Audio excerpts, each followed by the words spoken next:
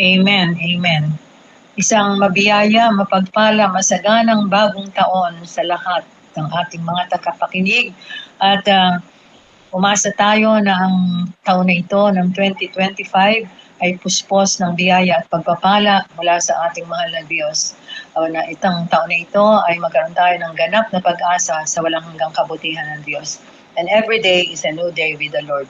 Kumusta po kayo mga kapatid? Tayo po ngayon ay nandito sa ating programa Pinagpanibagong Buhay. At ito po ang inyong kapatid na ngayon po ay bumabati sa inyong muli ng isang masagana, mapayapa, maligaya at manigong bagong taon ng 2025 sa bawat isa sa atin. Dito sa ating programang Pinagpanibagong Buhay. Sister Baby Isguera po. At babati po ngayon ang ating iba nating mga kapatid. Yes, Sister Tina. Sister Tina, go. Apo, magandang araw po mga kapatid. Salamat sa Diyos at nandito muli tayo sa ating gawain kay Lord. Tunay na ito ay may matututunan po tayo. Sister Tina, niyo po ito, samahan niyo po muli kami. Amen. Amen. Yes, Sister Minerva. Amen. Isang mapagpalang araw po, mabiyaya. Muli po, napakabilis ng isang linggo na tunay na ito na naman po, maririnig naman natin ang mga salita ng Diyos na tunay na magiging kalakasan po ng ating buhay pananampalataya. Samahan niyo po kami sa 2 oras na ito sa programa Pinagpanibagong Buhay at patuloy nating namnamin ang mga salita na ibibigay sa atin ng ating Ama. Ito muli ang inyong kapatid, Sister Minerva Sophia. Yes. Isang mapayapang araw po sa ating lahat. Muli araw po ng Sabado kung saan pagsasalu-saluhan na naman po natin ang salita ng Diyos.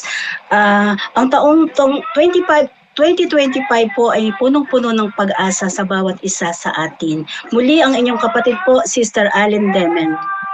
Amen. Amen. Sabi ni Sister Minerva, napakabilis ng araw, ano? Hindi natin akalain ngayon matatapos na naman ang buwan ng Enero, malapit na naman. Susunod Pebrero na, buwan ng mga puso ng pagmamahal. So, ang Diyos ay tunay na napakabuti dahil alam natin, di man tayo karapat-dapat, ay binibigyan tayo ng pagkakataon na maging bibig niya at maipahayag ng mabuting balita at maging daluyan ng biyaya at pagpapala sa ating mga kapatid. Kaya sa pagpapatuloy ng ating programa sa araw na ito, ay pangunahan tayo sa panalangin, paghingi ng gabay ng ating Panginoon na idadali sa atin at pangunahan ni Sister Allen.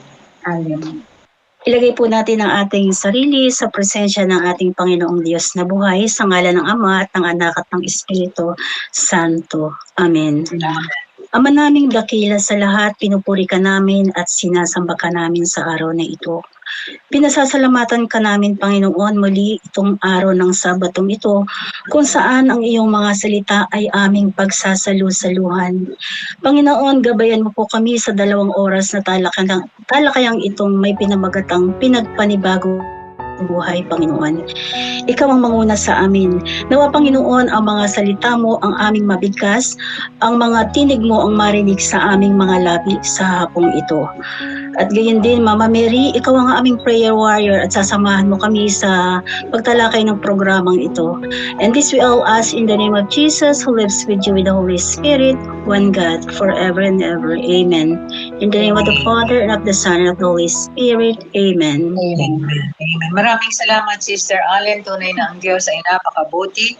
At alam natin na bawat araw ay isang regalo mula sa ating awesome God. Amen. Kaya patuloy tayong magpasalamat sa ating Diyos at siya ang nakakaalam talaga kung ano ang ating pangailangan, kung ano ang ibibigay sa atin, mga biyaya at pagpapala, at kung paano tayo tatahak dito sa ating buhay. Kaya ngayon, pwede bang mag-kumustahan muna tayo, ano? Alam nyo, ako ay natutuwa dahil sa nakaraang 2 Sabado ay hindi ako talaga nakasama dito sa ating programa. At ngayon ay ito na naman po at inaangking ko ang kagalingan. Alam niyo po ay talagang masigla ako ngayon. Amen po. Ito, inaangking ko po ang kagalingan na mula sa ating Panginoon. Dahil siya ang Diyos na talagang buhay at Diyos na nagbibigay ng buhay sa bawat isa. So, kumusta na kayo? Yes, simulan nga natin, Sister Minerva. Ako, yes. Awesome. Talagang nakita ko talaga yung glow sa inyong mga mukha. Amen. Thank you, Lord. Amen. Opo. Talaga namang isang maligong bagong taon, ang sabi ni Sister Ali, talagang punong-puno tayo ng pag-asa na talaga namang andyan po lagi talaga si Lord sa atin.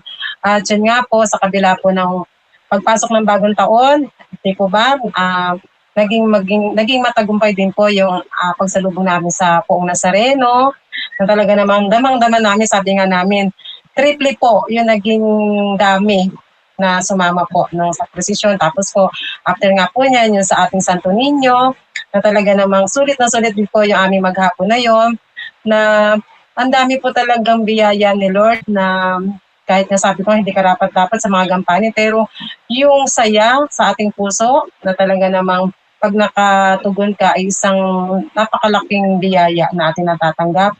At sa pamilya nga po, talaga namang binibigyan tayo ni Lord lahat ng surprise sa pamilya, sa hanap buhay, na hindi siya talaga nagsasawa na tayo ay laging gabayan at alam niya yung pangangailangan sa araw-araw, na kahit minsan may mga problema pero damang-dama po ang pagmamahal ni Lord.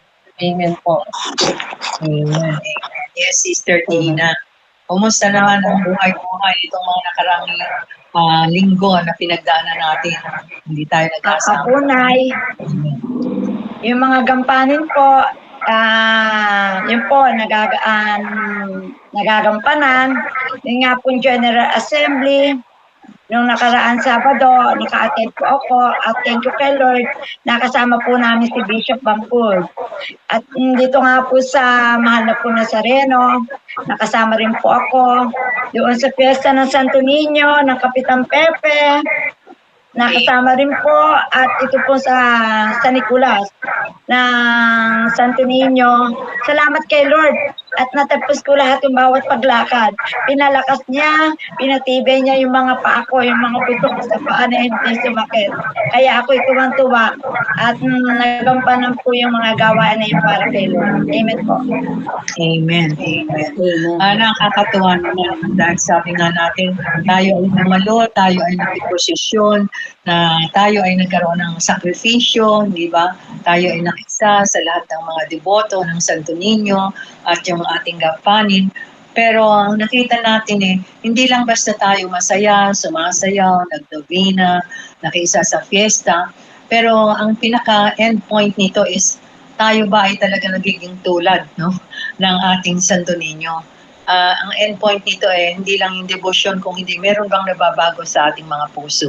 At alam ko naman, nakikita ko sa inyo lang mga facial sa mukha, ay nakikita natin na talagang, ayan, glowing ang lahat, no? Masayang masaya. At alam ko, hindi lang tayo naging parang bata, kundi talagang nagkaroon tayo ng ugali na parang bata na talagang pinakikita sa atin ang ating Senyor Santo Niño. Amen. Yes, Tita Allen, kumusta ka naman? Muli, isang magandang hapon po sa inyong lahat. Ako po, di po kasi ako nakadalo ng pagdiriwang ng Pit Senior ng Santo Niño. Bagamat doon po sa aming barangay, doon po sa Bagong Sikat, sa isang maliit na chapel, ako po ay nakapagsimba rin. Kaya yung pong malawakan na yun, bagamat hindi po ako nakadalo, pero yung puso ni Santo Niño, bata, yung puso ni Santo Niño, mga sunod sa bilang bata na madaling sumunod sa Panginoon, ando naman yung puso ko po. Spiritually, I was present. Ayan. Amen. Amen. Alam natin na tayong mga Pilipino, tayo ay talagang deboto, no? Bihirang tahanan ang walang imahe ng Santo Niño at talagang mahal na mahal natin ang ating batang Niño Jesus. Amen. Kaya makikita natin na ito ay sumasagisag ng ating, hindi lang ating debosyon, kung hindi ng ating spiritual na pamumuhay, na talagang nakadikit tayo sa ating Santo Niño dahil tinitingnan natin yung kanyang katangian bilang isang bata. Sabi nga Sister Allen, yung pagiging masunurin, di ba? Yung puno ng pagtitiwala, ganyan, at na mababang loob, lahat-lahat na ito at nakikita ito sa atin, sa ating ginagawa.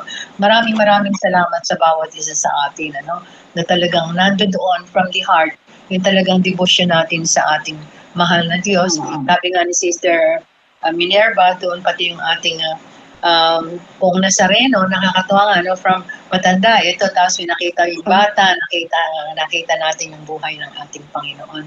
So, ako naman kahapon, ay natutuwa ako. Sabi nga sa inyo, nung nakaraang mga araw, ilang linggo yon na medyo hindi maganda pakiramdam, pero I feel so blessed na parang yung Espiritu Santo talaga, hindi lang parang yung Espiritu Santo na ibinuhos ng Panginoon, nakadama ako talaga ng comfort, ng kagalingan na mula sa ating Panginoong Diyos.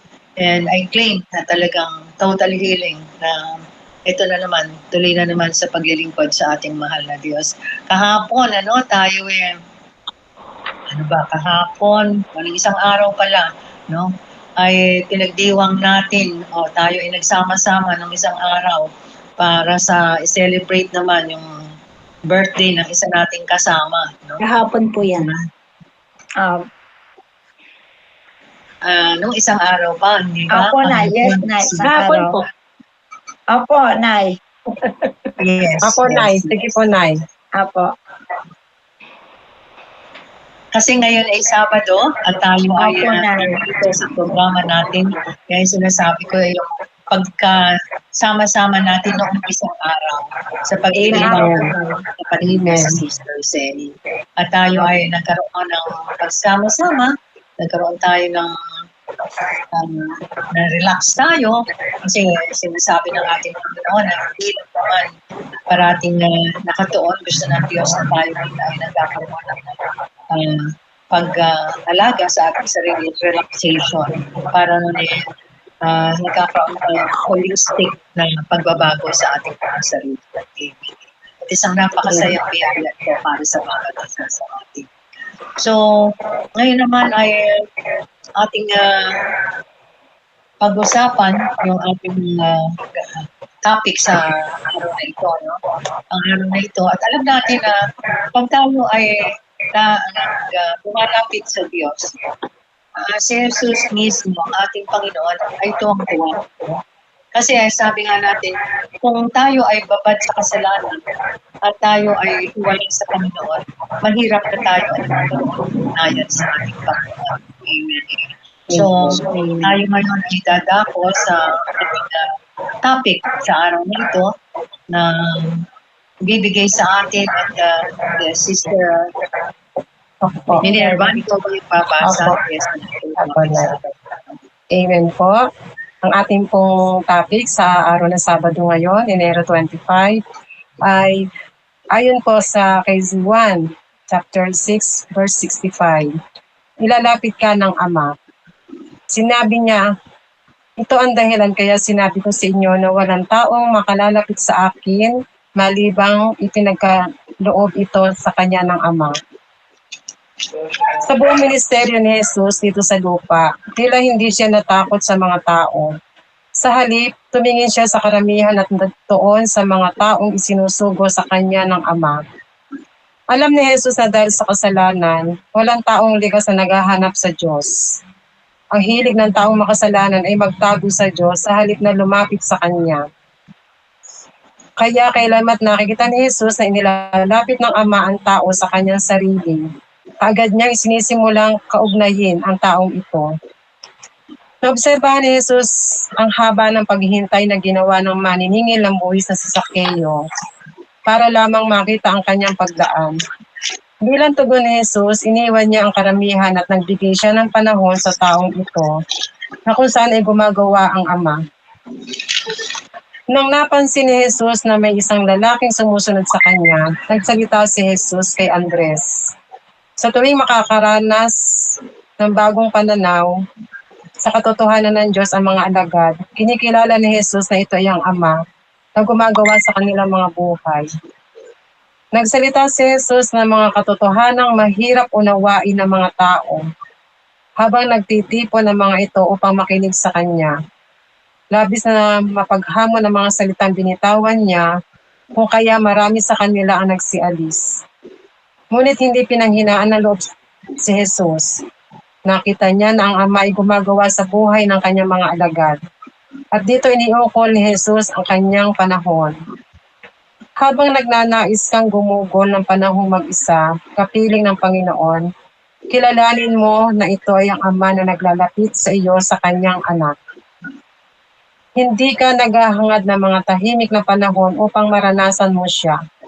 Ang katotohanan, dinadala ka niya sa isang lugar na pakikipagniig sa kanya. Ay katibay na nadarama mo na ang kanyang paggawa.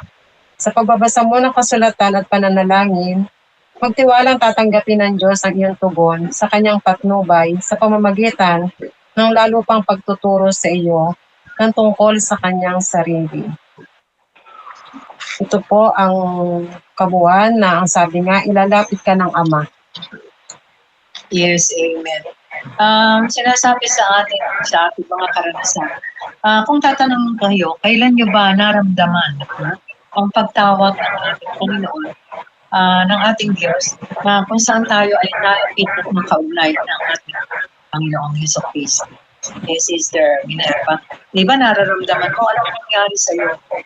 Kasi sinasabi natin na kung tayo ay talagang puno ng kasalanan, kung tayo ay talagang hindi pa matagayak na makipag-ugnay sa ating Panginoon, minsan tayo ay lumalayo kahit na narinig na natin minsan yung boses ng Panginoon. Di ba? Kaya may mga pagkakataon naman sa ating buhay na bakit ganito nangyayari? May nararamdaman ka eh. Parang may pumapatnubay sa'yo, ang kamay ng Diyos pumapatnubay sa'yo para magkaroon ka ng relasyon at kaugnayan sa ating mahal na Diyos. Naramdaman niyo ba ito? Pwede bang ibahagi kung meron kayong naramdaman tulad dito na magsasabi na, ay, ang Diyos ang talagang gumagawa ng panahon no? Para maramdaman ko na ako'y talagang nilalapit niya kahit parang gusto kong lumayo. Eto, tinadala niya ako sa ating Panginoon sa Kristo. Yes, Sister Minerva.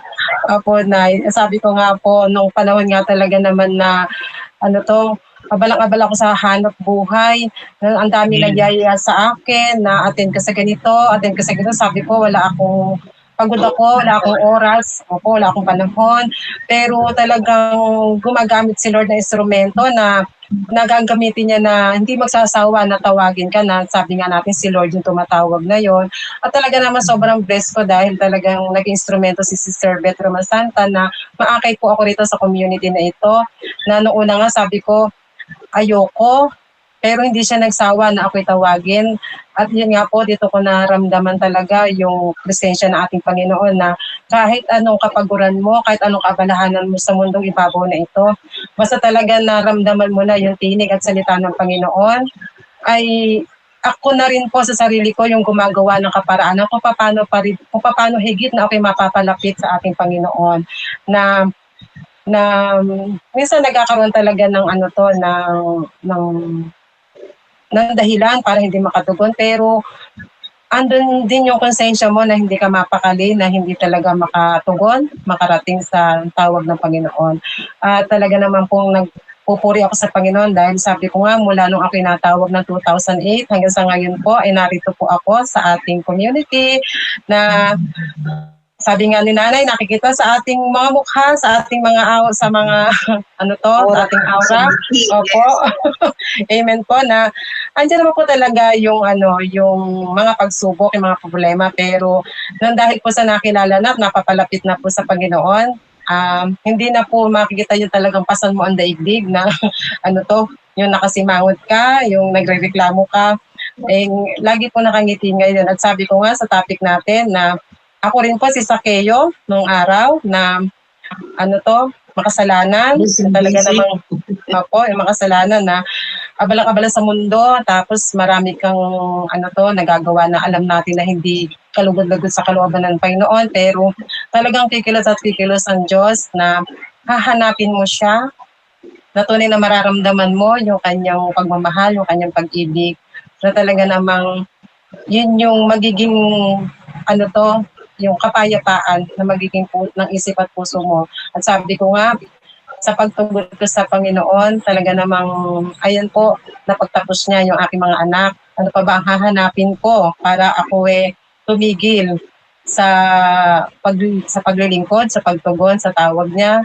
Kaya maraming pong salamat, Lord God, dahil lagi kong hinahanap hanggang sa ngayon po yung kanyang tinig na mas maging malapit ako sa kanya. Amen. Nakakatuwa naman kasi na-realize mo na merong ding pamamaraan ng Diyos, no? Kung ginagamit ng Panginoon na maaaring ikaw ay busy sa mga bagay nito. Pero maaaring minsan gagamit siya ng tao, gagamit siya ng mga sitwasyon para maramdaman mo, no, yung tawag ng ating Panginoon na magiging daan para lumapit ka sa ating Panginoon Diyos. At kung minsan it takes time, sabi nga it is time, hindi natin makaramdaman, pero darating yung panahon na bakit ganito, hindi mo maipaliwanag eh, hindi pa nga yung sabi nila, napunta sila sa community natin eh, dahil lamang nakita nila yung ano sabi natin, yung paanyaya, di ba? Nakita nila yung billboard or yung ating sabi natin na invitation na ito, merong ganito. Hindi natin alam eh, ito pala yung paanyaya na sa atin ng Panginoon. At ito yung naglalapit sa atin sa ating Panginoon na marami kasi ang medyo nalalayo eh, di ba? Lalo na kung naririnig ang salita ng Diyos. At alam natin na ang sinasabi ng Panginoon ay parating katotohanan na kung minsan eh, umaalis tayo din eh. Minsan nagtatago nga tayo eh. Kung minsan umiiwas tayo. No? Pero ang pinakamaganda, nararamdaman natin na may pamamaraan na sa kanila ng lahat, no? Eh, nalalapit tayo at ang Diyos naman, ang ating Panginoon, si Jesus naman ay alam ito na kung tayo ay nalalapit, alam niya na nalapit tayo sa magitan na rin ng patnubay at gabay ng Ama. Kaya nga tayo ay kanyang niyayakap dahil sa ating pagtugon sa Kanya, sa Ama. At ang si Jesus, ang ating mahal na Diyos, ay sabi nga, niyayakap tayo ng parati at nais niya na tayo ay makaisa at makaugnay. Amen. Yes, Sister Tina, ikaw naman, ano ang iyong mga naramdaman na ito ang Diyos, ang ating Ama, no? Na talagang kumikilos sa atin kahit na kung ano pa yung ating sitwasyon, ay bakit nagkakaroon ng pagkakataon na, bakit nga ba? Hindi mo nalaman, pero nandun ka na pala. Amen, Sister Tina. Opo. Nay, sabi nyo nga po, yung ginagawang paraan ni Lord, may iba-ibang mga sitwasyon sa buhay. Yung sa akin po, pinaraan ni Lord sa akin yung mga pangyayari sa buhay ng mga problema, yung matitinding pagsubok, yun ang naging daan para ako ay makalapit sa Kanya, para ba yun ang daan ay para hanapin ko siya. Ganon. Kasi nga po, siguro kung hindi sa pagsubok o problema matindi na yon, hindi ko mahanap ang Diyos, hindi ako makalalapit. Ganon. Kasi malayo ang distansya na namin ni Lord eh. Dahil mas nahihila ko dito sa mundong buhay na parang ang gusto ko yung sarili ko lang. Parang talagang malayo ang kuha namin ni Lord. Sabi nga ng Ama, anak, gusto kitang ilapit sa aking anak. Yun na nga, binigyan ako ng sitwasyon na matinding-matindi. Yun na nga, alam niyo yung aming mga pinagdaanan. Pero natutuwa ako kasi po itong problema namin na naging problema sa relasyon ng pamilya, ito po talaga yung naging daan kung bakit ako nandito ngayon. Ipinagpapasalamat ko rin po sa Diyos yan. Kasi kung hindi dumaan sa akin yon, wala ako dito. Hindi ko makikilala ang Diyos, hindi ako magkakaroon ng pagbabago sa sarili ko, yung buhay namin. Talagang yun ang naging daan. At para ilapit ako ng Diyos Ama sa kanyang anak, dahil nga hirap na ako eh. Hindi ko na kaya. Ganon sa mga problema namin na yon. Alos yung buhay ko, parang mawawala na. Pero meron palang isang Ama na talagang hahawakan ka, itataas ka kung ikaw ay lugmok. At dahil yun po ang daan niya eh, na ibinibigay sa akin eh.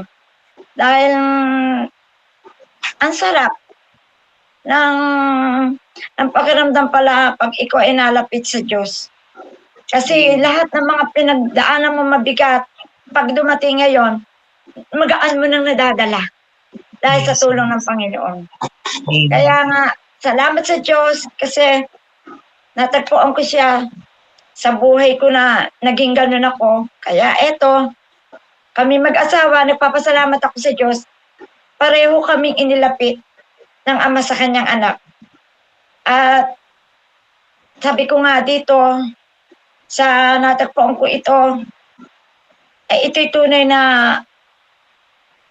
magkakaroon ng pagbabago sa aming buhay, ganoon din sa akin sarili, at marami pa rin akong dapat na mabago talaga sa mga ugali at asal ko, at alam kong tutulungan ako ng Diyos na pagsusimikapan ko din naman. Amen. Pagsusimikapan ko din na gawin. Amen. Amen. Actually, yung binanggit mo kanina, parang gusto ko nating linawin at maging malinaw sa lahat na hindi ang Diyos, hindi ang Ama ang nagbibigay sa atin ng problema, no? Ang point dito ay yung makita natin, ang problema ay nandito sa mundo eh. Ang problema ay yung pagkilos natin at pag-react natin sa mga pangyayari sa ating buhay. Ang Diyos Ama, ang Panginoon, ang bibigay sa atin ng biyaya at patnubay kung paano ang buhay natin ay haharapin natin ang mga problema. It is na kung meron tayong lakas ng loob, kung meron tayong tapang na maharap ang problema na ito, ay dahil sa gabay at patnubay ng ating Diyos. Amen. Pero never na isipin natin na ibinibigay sa atin ang problema na magiging dahilan ng paglapit. Yung problema nandito, no? Sa mundo na ating ginagalawan, sa sitwasyon kung saan tayo nandoon. Ang maganda rito, yung pinapatnubayan tayo ng Diyos at nakikita natin tulad ng sinabi mo, Sister Tina, na kung saan may dilim ay nandoon ang liwanag. At ang liwanag na yon ay ang Ama ang nagbibigay sa atin, ang Diyos Ama ang nagbibigay sa atin, at ito ay nagdadala sa atin na malapit tayo sa Panginoon. At dito naman alam ng Diyos kung paano niya tayo tatanggapin, kung paano niya tayo tutulungan sa mga problema na ating kinakaharap. Ibig natin sabihin na yung mga pangyayari sa ating buhay, andoon yung patnubay ng ating Panginoon, ng ating Diyos Ama, na siyang naglalapit sa atin for every situation na nangyayari. Kunyari na overcome natin na sa tulong ng Diyos ay naging successful tayo, no? Sa ating problema na ito. Yun ang gabay at patnubay ng Diyos. At maaaring sabi mo nga, yun din ang nagiging dahilan para tayo ay malapit sa ating Panginoong Jesus. Kaya nga si Jesus sabi nga, sensitibo siya, ito nangyayari sa anak ko na ito. Kaya all out ang yakap niya sa atin, all out ang presensya ng ating Panginoong Jesus sa ating buhay. Amen. Lahat tayo may mga problema eh. Kung paano tayo nagkakaroon ng tapang, ng encouragement, ng pananampalataya, na tayo ay kumapit sa ating Panginoon, yun ang pamamaraan na nalalapit tayo sa ating Diyos, no? Sabi nga, tahimik na, gusto mo ba mahimik ka, and so forth and so on. Hindi naman sa ating pananahimik, tayo lang yun, no? It is with the grace and mercy of God na nalalapit tayo sa ating Panginoon Diyos. At si Jesus nandiyan, alam na alam ni Jesus na kaya tayo nalapit doon, meron tayong Ama na gumagabay sa atin, pumapatnubay sa lahat ng pangyayari sa ating buhay. Amen. Kaya Sister Allen, kumusta ka naman? Ang iyong ugnayan sa ating Panginoon.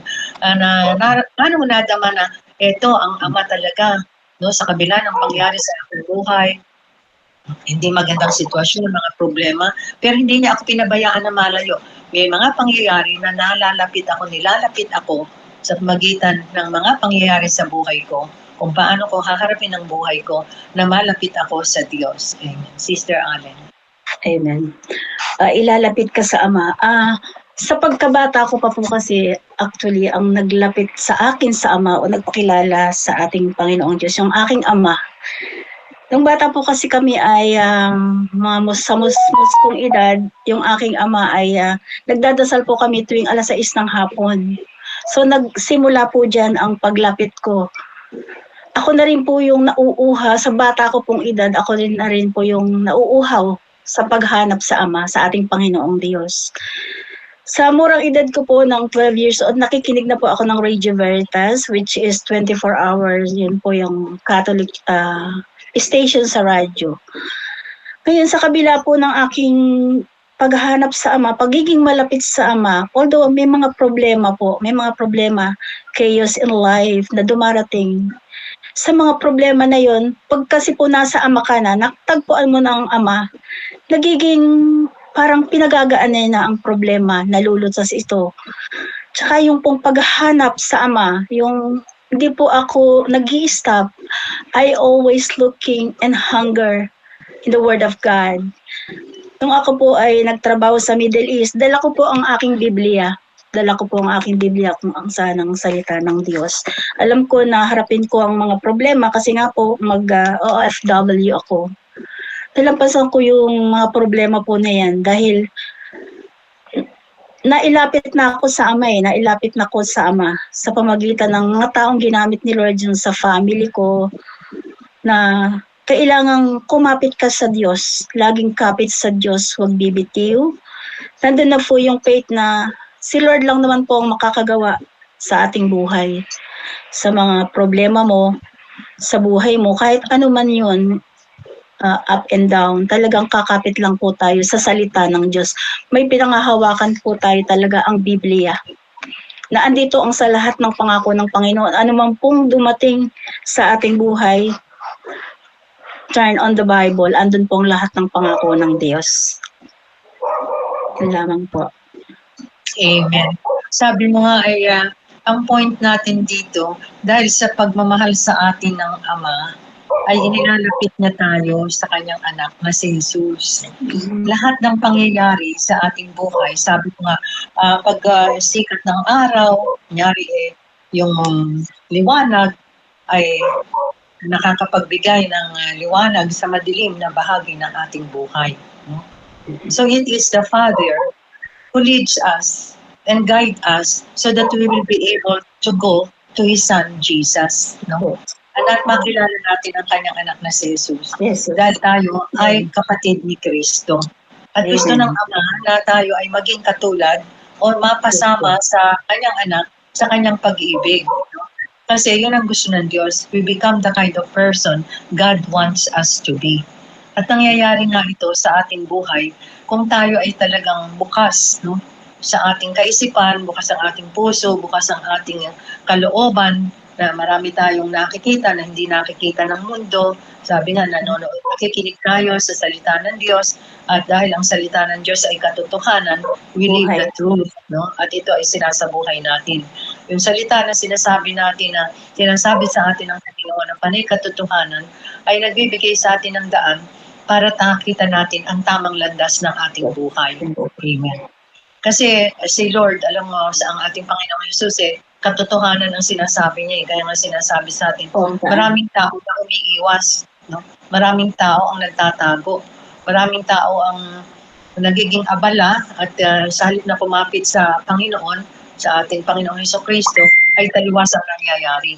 And it is only with the mercy and grace of God na talaga ay tayo ginagabayan at lumalapit. Sabi nga kanina ni Sister Minerva, yung tayo ay nagagabayan ng Diyos, nangyari sa kanyang buhay, busy siya, pero may pangyayari doon, nararamdaman mo na ito pala yung nais ng Diyos. Kaya bibitiw ka dito sa mga pangyayari na ito at ikaw ay kakapit sa ating Panginoon. At tayo ay tumutugon. Tumutugon tayo sa gabay at patnubay ng ating mahal na Diyos. Amen. So sinasabi nga ni Sister Alan naman, pag tayo ay nalapit kay Kristo, naniniwala tayo sa salita ng Diyos, at nararamdaman natin ang patnubay ni Kristo, at hindi lang yun. Siyempre tayo ay hindi lang nagsasalita, hindi naniniwala, kung hindi sinasabuhay, we live the truth. Kung ano yung ating naunawaan sa ating Panginoon, ay yun ang nangyayari sa ating buhay. At ang Diyos naman, sabi ko nga, hindi ba Sister Minerva, kahit abala ka sa maraming bagay, pag lumapit ka sa Diyos, nakilala mo na ang Diyos, open up ang Diyos di ba? Amen. Mahawakan tayo, yayakapin tayo, at lahat talagang bukas. Kung tayo ay nagkasala, bibigyan tayo ng kapatawaran. Kung tayo ay nagkulang, iaayos ang ating buhay. At ito yung pinakamaganda na nangyayari sa atin. So it is through the Father na sinasabi nga natin na tayo ay nalalapit sa ating Panginoon. No? Yung sabi natin, maaaring ang hirap natin unawain, pero parating isipin natin, it is through the mercy and grace of God. Sa paggabay, Kanal Espiritu Santo, kaya tayo ay nalalapit at nagiging katulad ng ating mahal na Panginoon Jesucristo. Amen. Sabi nga po dito, Nanay, di po ba? Sabi nga po sa topic natin, habang nagnanais kang gumugol ng panahong mag-isa, kapiling ng Panginoon, kilalanin mo na ito ay ang Ama na naglalapit sa iyo sa kanyang anak. Sabi ko po ba nga, Nay, oo nga, nakikilala natin Ama. Ang daming binibigay ang daming pagkakataon na tayo pinagkakatiwalaan ng Panginoon, lalo na nga po sa mga gampanin na ito. Kung tayo Yes. naman ay reklamador, parang hindi tayo nalalapit sa Ama, di po ba? Kaya kailangan talaga tayo yung magnais na gumugol ng panahon na kung ano yung mga pinagkakatiwala niya sa atin, gawin natin talaga ng may kababaan loob, makita sa atin ang Panginoon, kung paano natin siya isinasabuhay. Dahil doon natin tunay na mararamdaman na talaga inilalapit tayo ng Ama sa kanyang anak. Dahil may mga gawain tayo na minsan hindi tayo sensitive, aware sa mga binibigay ni Lord. Dito naman niya makita na kung paano rin natin gugulin yung panahon, yung oras na talagang maibigay natin yung pagtitiwala na ito sa ating Panginoon. Kaya doon din natin higit na nararamdaman kung paano nga pa siya makapangyarihan, kung paano siya kumikilos. Sabi ko nga kanina, nung binabasa ko ito, isa rin po dito si Nanay Ito si Nanay Baby na talaga namang instrumento sa ating community, na minsan makapagsalita na maano tayo ni Nanay. May mga minsan hindi maiwasan na masaktan, pero ito yung nagtatampo. Pero ito rin yung pamamaraan ni Lord, kung paano nga niya tayo inilalapit sa Ama, di po ba? Kaya yun po yung minsan na iwasan, yung talagang masaktan, maramdamin. Oo, normal yun, pero siyempre ang talagang dapat natin pangibabawin dito kung paano talaga tayo inilalapit ni Lord sa kanyang anak, di po ba? Lalo na nga po yung tumanggap ng kamalian, tanggapin natin kung tayo'y napupuna.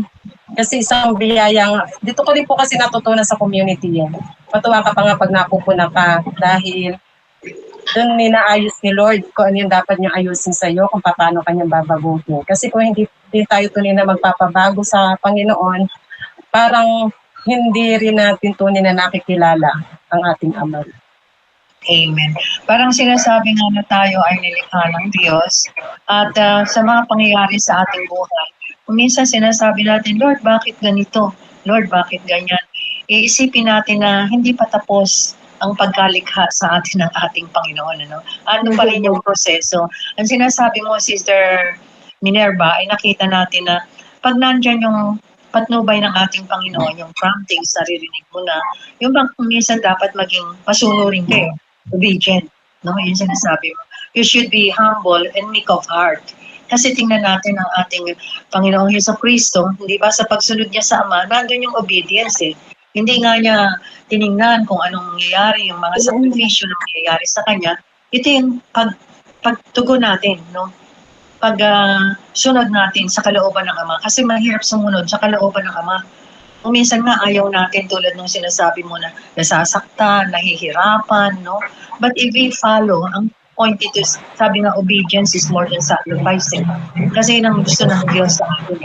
Minsan matigas ang ating ulo, minsan mayabang tayo, minsan ganito, kaya hindi niya tayo mailapit. At kasi tayo na mismo ang hindi tumutugon. It is only when we respond sa guidance, sa inspiration ng ating Ama, na siya nakakaalam ng buhay natin. At hindi niya tayo pababayaan dahil mahal na mahal niya tayo. Kaya ngayon binigay niya sa atin ang kanyang bugtong na anak at maging huwara natin para tayo ay makalapit na mabuti at maunawaan natin kung ano ang nais ng Diyos na mangyari. At iyon ay ang walang hanggang pag-ibig ng Diyos sa bawat isa sa atin. Kaya nga sinasabi sa John 6:65, ito ang dahilan kaya sinasabi ko sa inyo na walang taong makakalapit sa akin malibang ipinagkaloob ito sa kanya ng Ama.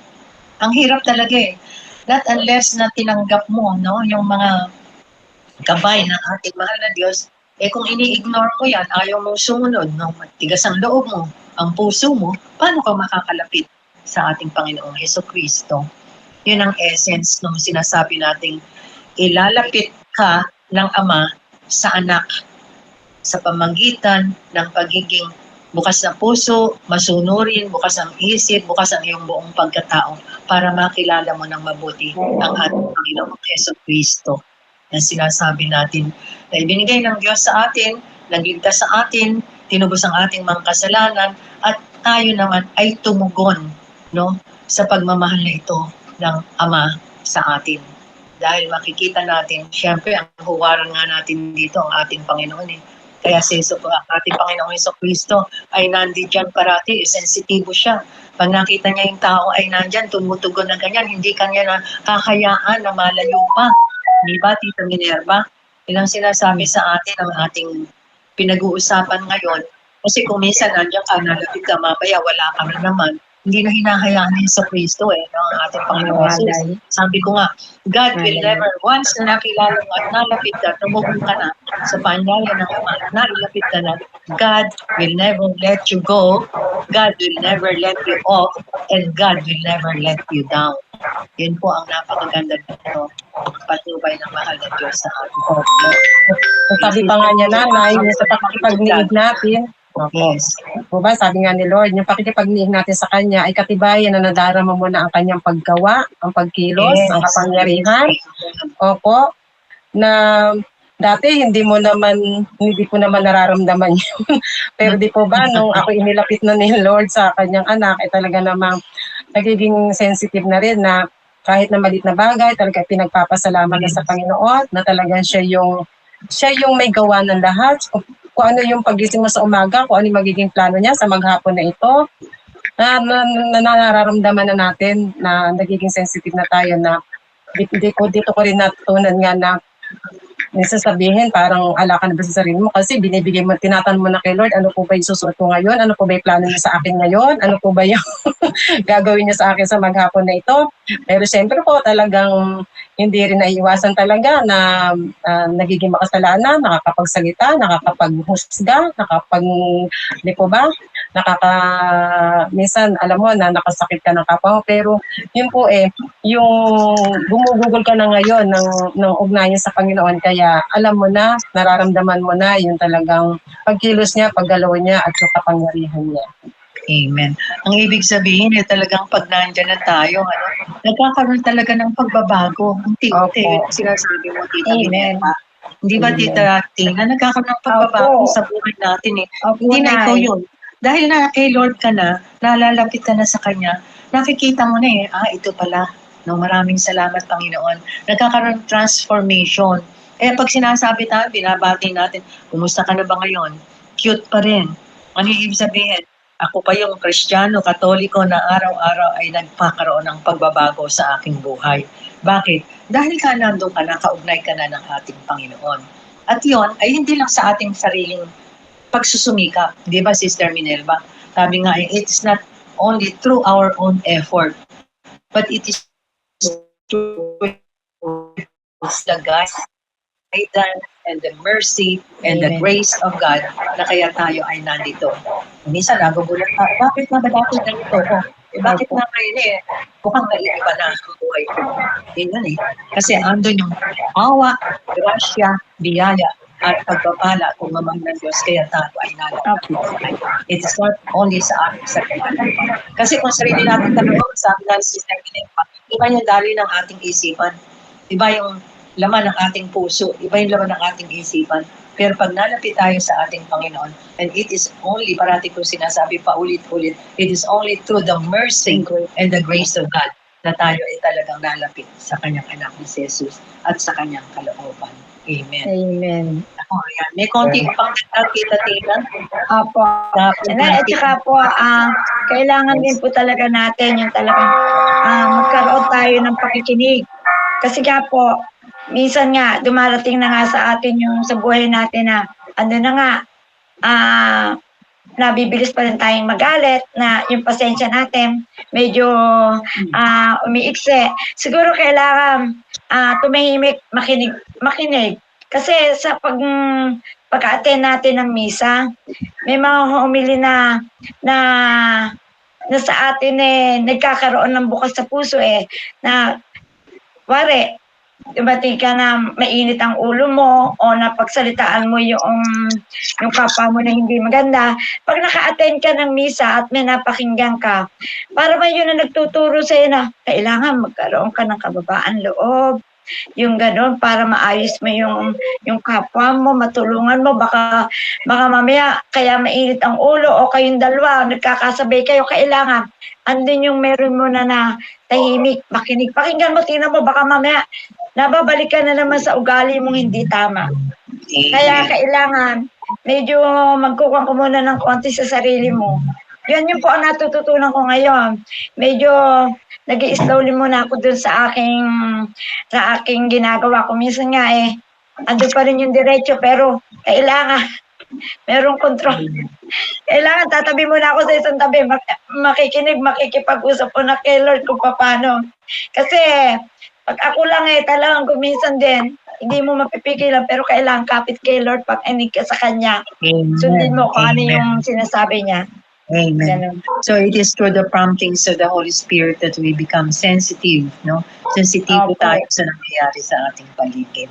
At yun ay talagang mangyayari lamang kung tayo ay bukas ang puso, bukas ang isipan, bukas ang ating buong pagkatao sa salita ng Diyos at sa gabay ng banal na Espiritu sa bawat isa sa atin. So, ngayon naman ay para ma-reinforce natin yung sinasabi nating paglapit natin sa Diyos, paglapit natin sa ating Panginoong Jesucristo, pagiging katulad niya, sa pagiging masunurin, mababang loob, at kung ano-ano pa na magbabago sa ating buhay, ay pakinggan natin ang buhay ng Santo para sa araw na ito ng Sabado. Yes, Sister Minerva, ikaw rin ang sa Santo. Ay, ako. Ah, yes, Sister Tina. Yes, Sister Tina. Apo Nay. Ang santo po natin ngayong araw ng Sabado, si San Pablo Apostol at si San Ananias. Ananias. Apo. Apo. Ito po yung pagbabalik loob ni San Pablo Apostol. Si San Pablo Apostol po ay isang Hudyo na ipinanganak sa Tarso sa Cilicia.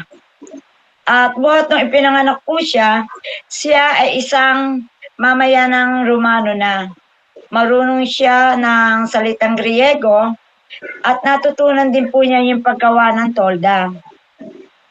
At pinadala po siya sa Jerusalem upang mag-aral po sa ilalim ng paham na si Gamaliel at tungkol po sa pagsunod sa kautusan at sa sining ng pakikipagtalo.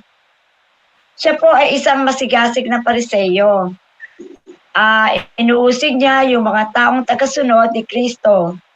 At kasama nga po siya yung bumato sa isa kauna-unahang martir na si San Esteban. Sa araw nga po, may pinag-utos ng mataas na sacerdote na dakpin yung mga Kristiyano at dalhin doon sa Jerusalem. Dito nga po sa pangyayaring ito, dito naganap yung pagbabalik loob ni San Pablo. Nangyari nga po kay San Pablo na naglalakad siya na malapit na po siya sa Damasco. May nakita siyang isang malaking liwanag mula sa langit. At nakasakay po kasi siya sa kabayo. Nang marinig po niya nang makita po niya yung malaking liwanag mula sa langit, nahulog po siya sa kabayo. Si San Pablo. Si San Pablo po kasi, si Saulo rin po yun. Nung marinig po, yung isang tinig, sabi po, nung tinig na yon, Saulo, Saulo, bakit mo ako inuusig? Sumagot naman po si Saulo. Ang sabi niya, sino kayo, Panginoon? Sabi niya. Ang sagot naman, ako si Jesus, na taga Nazaret, na iyong inuusig. Ang sabi naman po ni Saulo, ano po yung nararapat kong gawin, Panginoon? Ang sabi niya. Ang tugon naman ng Panginoon sa kanya, tumindig ka at pumunta ka sa Damasco. At doon, sasabihin sa iyo, yun dapat mong gawin. Dahil nga po sa pagkahulog sa kabayo ni Saulo, nabulag po siya, nawala yung kanyang paningin. At dinalo po siya ng banal na si Ananias At doon ay bubalik yung kanyang paningin. Ganon. Kasi nga po, nabulag po siya, tapos bumalik din po yung kanyang paningin nung dinalo siya ni Ananias, yung banal.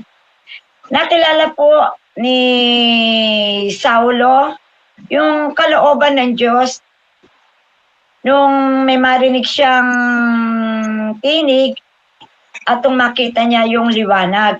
Dahil nga po sa tinig na narinig niya yung boses ng Panginoon. At nung nakilala niya ang kalooban ng Diyos, siya na yun yung magiging saksi sa lahat ng tao dahil sa mga bagay na narinig niya. At si San Anias po naman ay isang kinasangkapan ng Diyos upang si San Pablo ay isa ng maging Kristiyano at isang maging apostol ng Panginoon at siya rin po ay naging obispo ng Damasco. Ito nga po yung aral na matutunan natin. Sabi po dito, sikapin kong mapalaganap ang kaharian ng Diyos sa aking tahanan at bayan.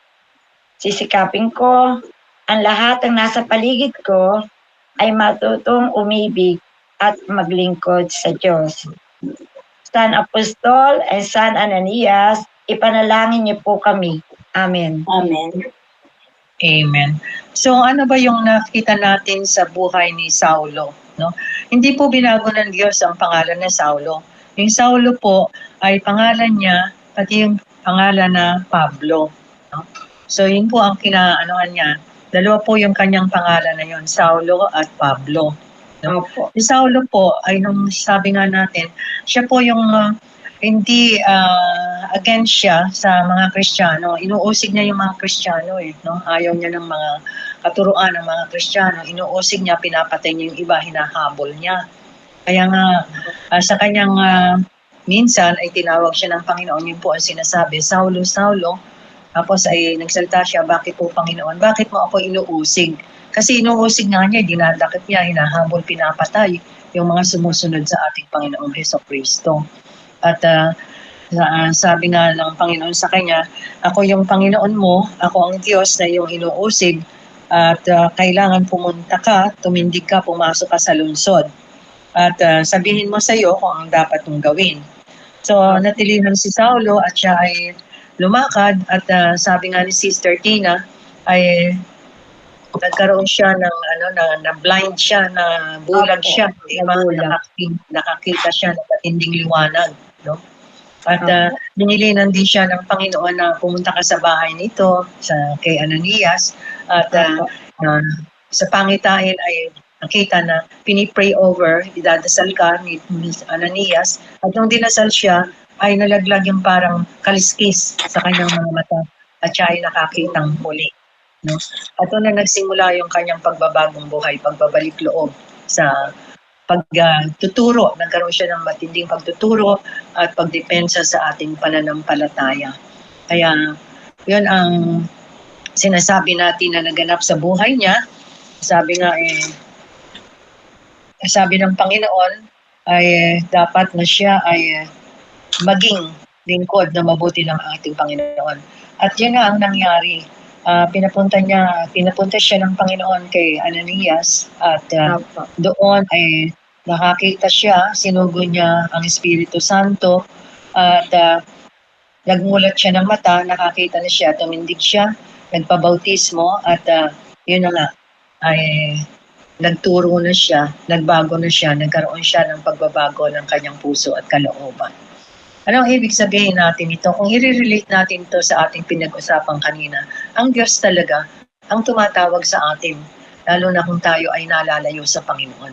At nakita natin ito sa buhay ni Saulo, ni San Pablo, na siya ay inuusig ang mga Kristiyano, hindi siya naniniwala sa mga katuan, at ang Diyos ang tumawag sa kanya. Dahil sa pinagindapat ng Panginoon na siya ay mabulag pansamantala, no? At makita niya yung biyaya ng Diyos na isang banal na tao na mananalangin para sa kanya, para mamulat siyang muli. At ito ang naging daan para siya ay, sabi nga natin, sumunod sa katuruan ng ating Panginoong Diyos. So ano yung masasabi natin dito? Kung i-relate natin ito sa ating pinag-uusapan kanina, paano mo maihahambing o mapagdudugtong, mapag-uugnay yung ating pinag-usapan kanina sa buhay na ito ni San Pablo Apostol, yung Sister Minerva? Nakita ko po kasi nani dito yung topic po natin kanina na talagang ipinakita rin po kay San Pablo na inilalapit siya sa ama ng ating anak. Di po ba kaya nga po siya nagbabalik loob para makita rin po niya lahat talaga yung himala, yung kapangyarihan ng Panginoon na dati niyang inuusig yung ating ama, pero di po ba sa pagbalik loob niya talagang binago rin ang kanyang buhay at siya na rin po yung nagiging isang huwaran ngayon na ating santo.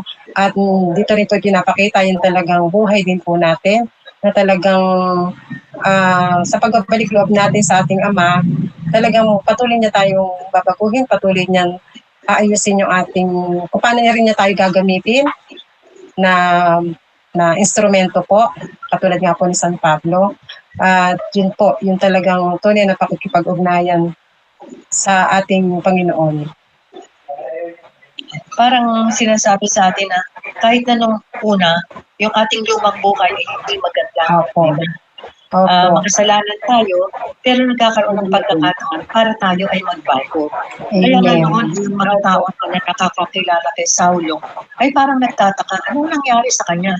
Di ba dati yan ang umuusik sa atin eh. Yan ang pumapatay eh. Yan ang mga nag-umuusik sa mga Kristiyano. Pero bakit ngayon? Ano ba ang pinakikita sa atin ng Diyos? Ang tao ay parating may pagkakataon na magbago ng kanyang buhay. Di ba? Kahit na tayo, hindi natin masasabi ng araw eh. Nako, ano-ano yung ating buhay na ito, puno-puno ng sabi natin na hindi magaganda at maaaring na hindi magandang ugali yung ating ugali, gawin. At minsan magugulat ka, paano, bakit na yan nagsasalita na yan ngayon? Aba, si Sister Tina, dati suplada yan. Dati, hindi man ang ganito yan, mapangkusga ng kapwa yan, hindi ba? Dati, Sister Baby, ang yabang-yabang niyan. Bakit naman ngayon nagsasalita na? Kaya yung mga tao nung una, hindi makapaniwala sa kanya. Hindi maniwala sa kanya, lalo na nung si Saulo ay nagpunta na sa Damasco at sinasabi niya si Jesus ang anak ng Diyos na dapat nating sundin, na dapat nating ganito, samahan, o dinidepensa niya ang ating Panginoon. Nagulat yung mga tao eh. Kahit yung punta siya sa Jerusalem, yung mga tao ay parang tatakot pa nga sa kanya eh. Ano ba ito? Bakit nagkaganito? Ganon din ang nangyayari sa atin, di ba? Nang nalapit tayo sa Diyos dahil sa magitan ng pagmamahal at kapangyarihan ng ating Ama, lalapit tayo kahit gaano tayo kapangit ang ugali, kahit na yung ating mga gawi ay mali, no? Meron room for change. Yun ang sinasabi sa atin. At yun ang pinakikita. Kaya nga kung titingnan natin, yung ating pinag-usapan na paksa ay kaugnay nito ng buhay ni Saulo, ni San Pablo, na pag tayo ay lumapit sa Diyos, walang imposible. At ang Diyos mag-concentrate sa atin at tutulungan tayo ng ating Panginoon na magkaroon tayo ng transformation at conversion sa ating buhay. Hindi niya hahayaan na tayo ay manatiling masama, hindi niya tayo hahayaan na pangit ang ugali, dahil yung pangit na ugali, sabi nga ni Sister Tina, siguro nagugulat yung iba. Ano ba yung Tina na yan? Dati yan eh, suplada yan eh. Dati masungit yan. Dati, batas magsalita. Sister Baby na yan. Ako, dati ang yapang yan. Hanggang Sister Allen na yan. Aba, iba-iba ang ating mga imperfections. Pero with the grace of God, di ba? Yan ang napakaganda. Kaya nga pinag-aaralan din natin ang buhay ng ating mga banal para noon maging huwaran din natin sila. Sila yung maging modelo sa ating buhay. Na hindi tayo talagang lumayo sa Panginoon. Kasi may mga tao na, hindi na ako karapat-dapat kayo na lang. Pero ito, pag ikaw naging bukas ang puso mo, open ka na alam mo na may Diyos na nandiyan. Magpapatawad sa iyo, tutulong sa iyo, para magkaroon ng pagbabago ang ating buhay. No?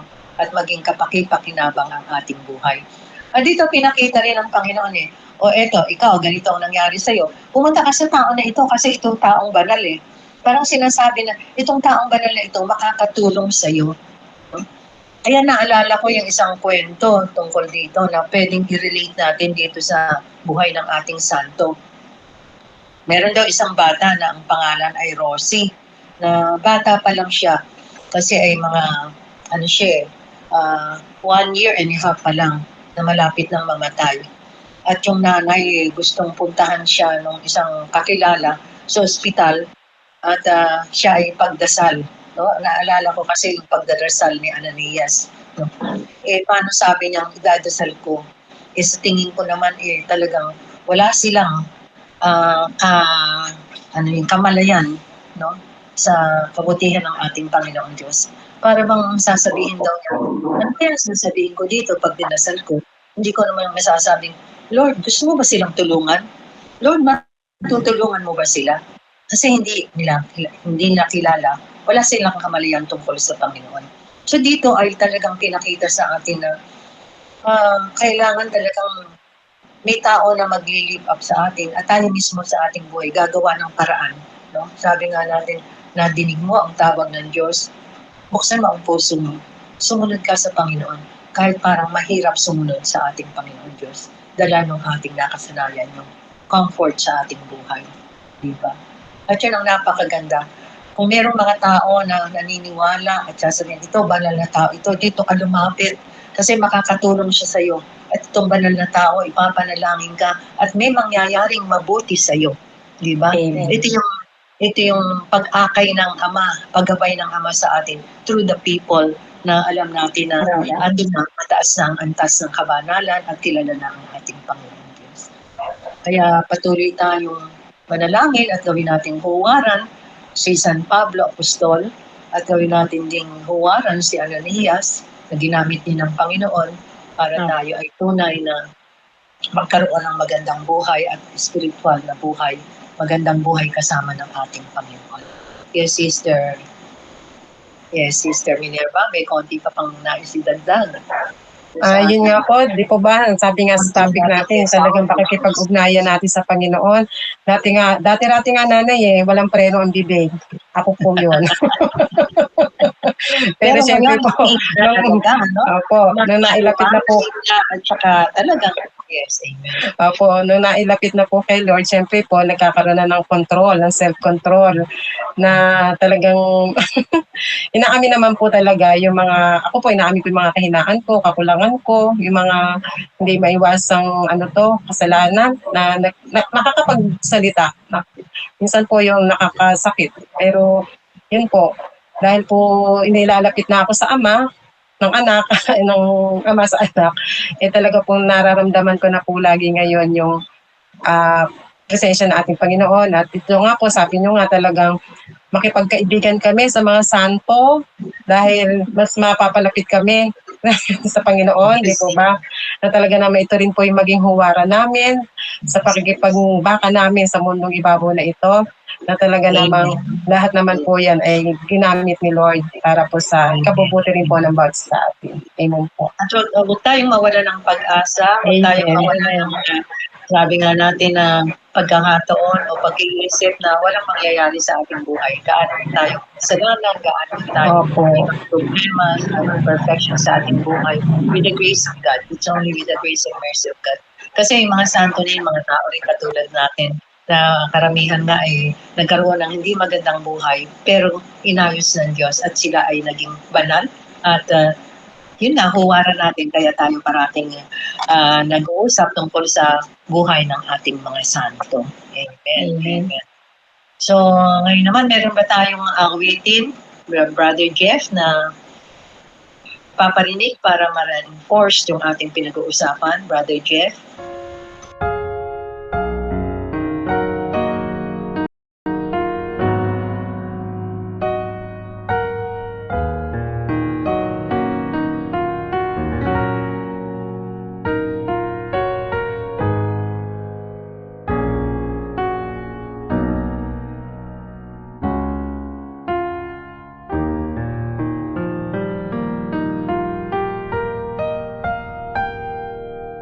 In the quiet of this hour, as I kneel before you now,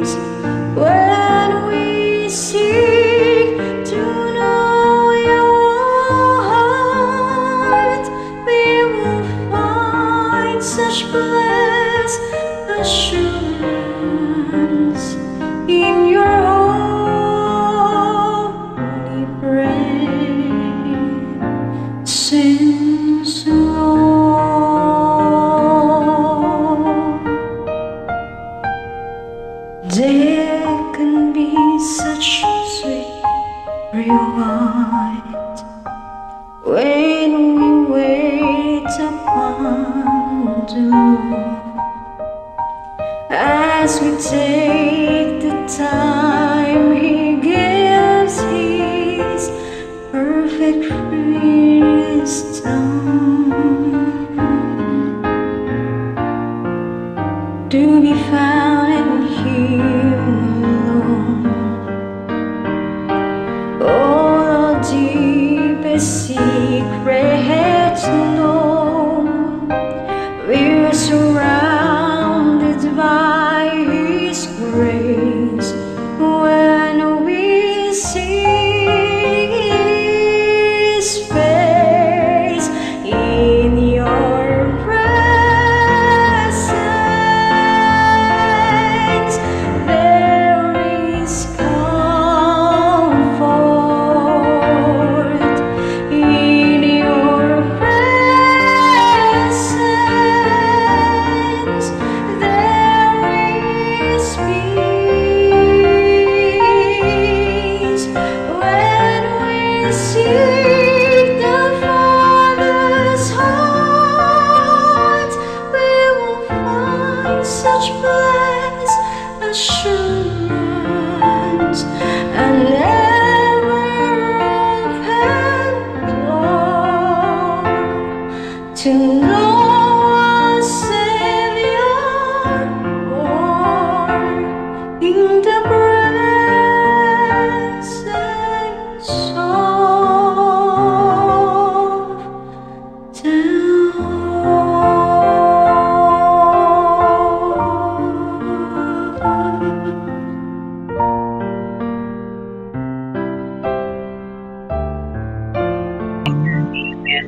Tunay na pag ang Diyos ay nariyan, ang presensya ng Diyos, nagbibigay sa atin ng comfort, ng peace, ng joy, ng kapayapaan sa ating buhay. Amen. Pag nakilala natin ang Diyos, siguradong sigurado na magiging masaya, mapayapa ang buhay natin sa piling ng ating Panginoon. Thank you, Lord. At ngayon naman ay dadako tayo sa pagpapahayag ng ating mabuting balita para sa araw ng bukas, araw ng linggo, ikatlong linggo sa karaniwang panahon. Amen. So, ang pagpapahayag ng mabuting balita mula kay San Lucas, Kabanata 1, talata 1 hanggang 4, 4 hanggang 14 hanggang 21. Papuri sa iyo, Panginoon. Papuri sa iyo, Panginoon. Marami na ang nagsikap na isalaysay ang mga nangyari sa piling natin. Batay sa pinaaabot sa atin ng mga nakakita nito noong unang panahon sa mga lingkod din ng salita. Kaya na minarapat ko ring isulat ang mga ito nang may kaayusan para sa iyo, matapos maingat na masuri ang lahat ng ito mula pa sa simula. Kaya kagalang-galang na Teofilo, ang nakakaalam na matatag ang mga bagay na iyong natutuhan. Nagbalik si Jesus sa Galilea na taglay ang kapangyarihan ng Espiritu at lumaganap sa buong kapaligiran ang balita tungkol sa kanya.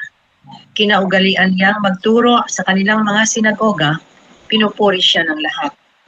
Pagdating niya sa Nazareth, kung saan siya lumaki, pumasok siya sa sinagoga sa araw ng pahinga ayon sa kanyang kinaugalian. Tumindig siya para bumasa ng kasulatan at inyabot sa kanya ang aklat ni Propeta Isaías. Sa pagladlad niya sa rolyo, natagpuan niya ang lugar kung saan nasusulat. Sumasa akin ang Espiritu ng Panginoon, kaya pinahiran niya ako upang ihatid ang mabuting balita sa mga dukha. Sinugo niya ako upang ipahayag ang paglaya sa mga bilanggo, sa mga bulag ang pagkabawi ng paningin, upang bigyang ginhawa ang mga api, at ipahayag ang taon ng kabutihang loob ng Panginoon. Binilot ni Jesus ang aklat. Binigay ito sa tagapaglingkod at naupo, at nakatuon sa kanya ang mga mata ng lahat ng nasa sinagoga. Sinimulan niyang magsalita sa kanila. Sinakatuparan ang kasulatang ito ngayon habang nakikinig kayo. Mga kapatid, ang mabuting balita ng ating kaligtasan. Pinupuri ka namin, Panginoong Heso Kristo. Kristo.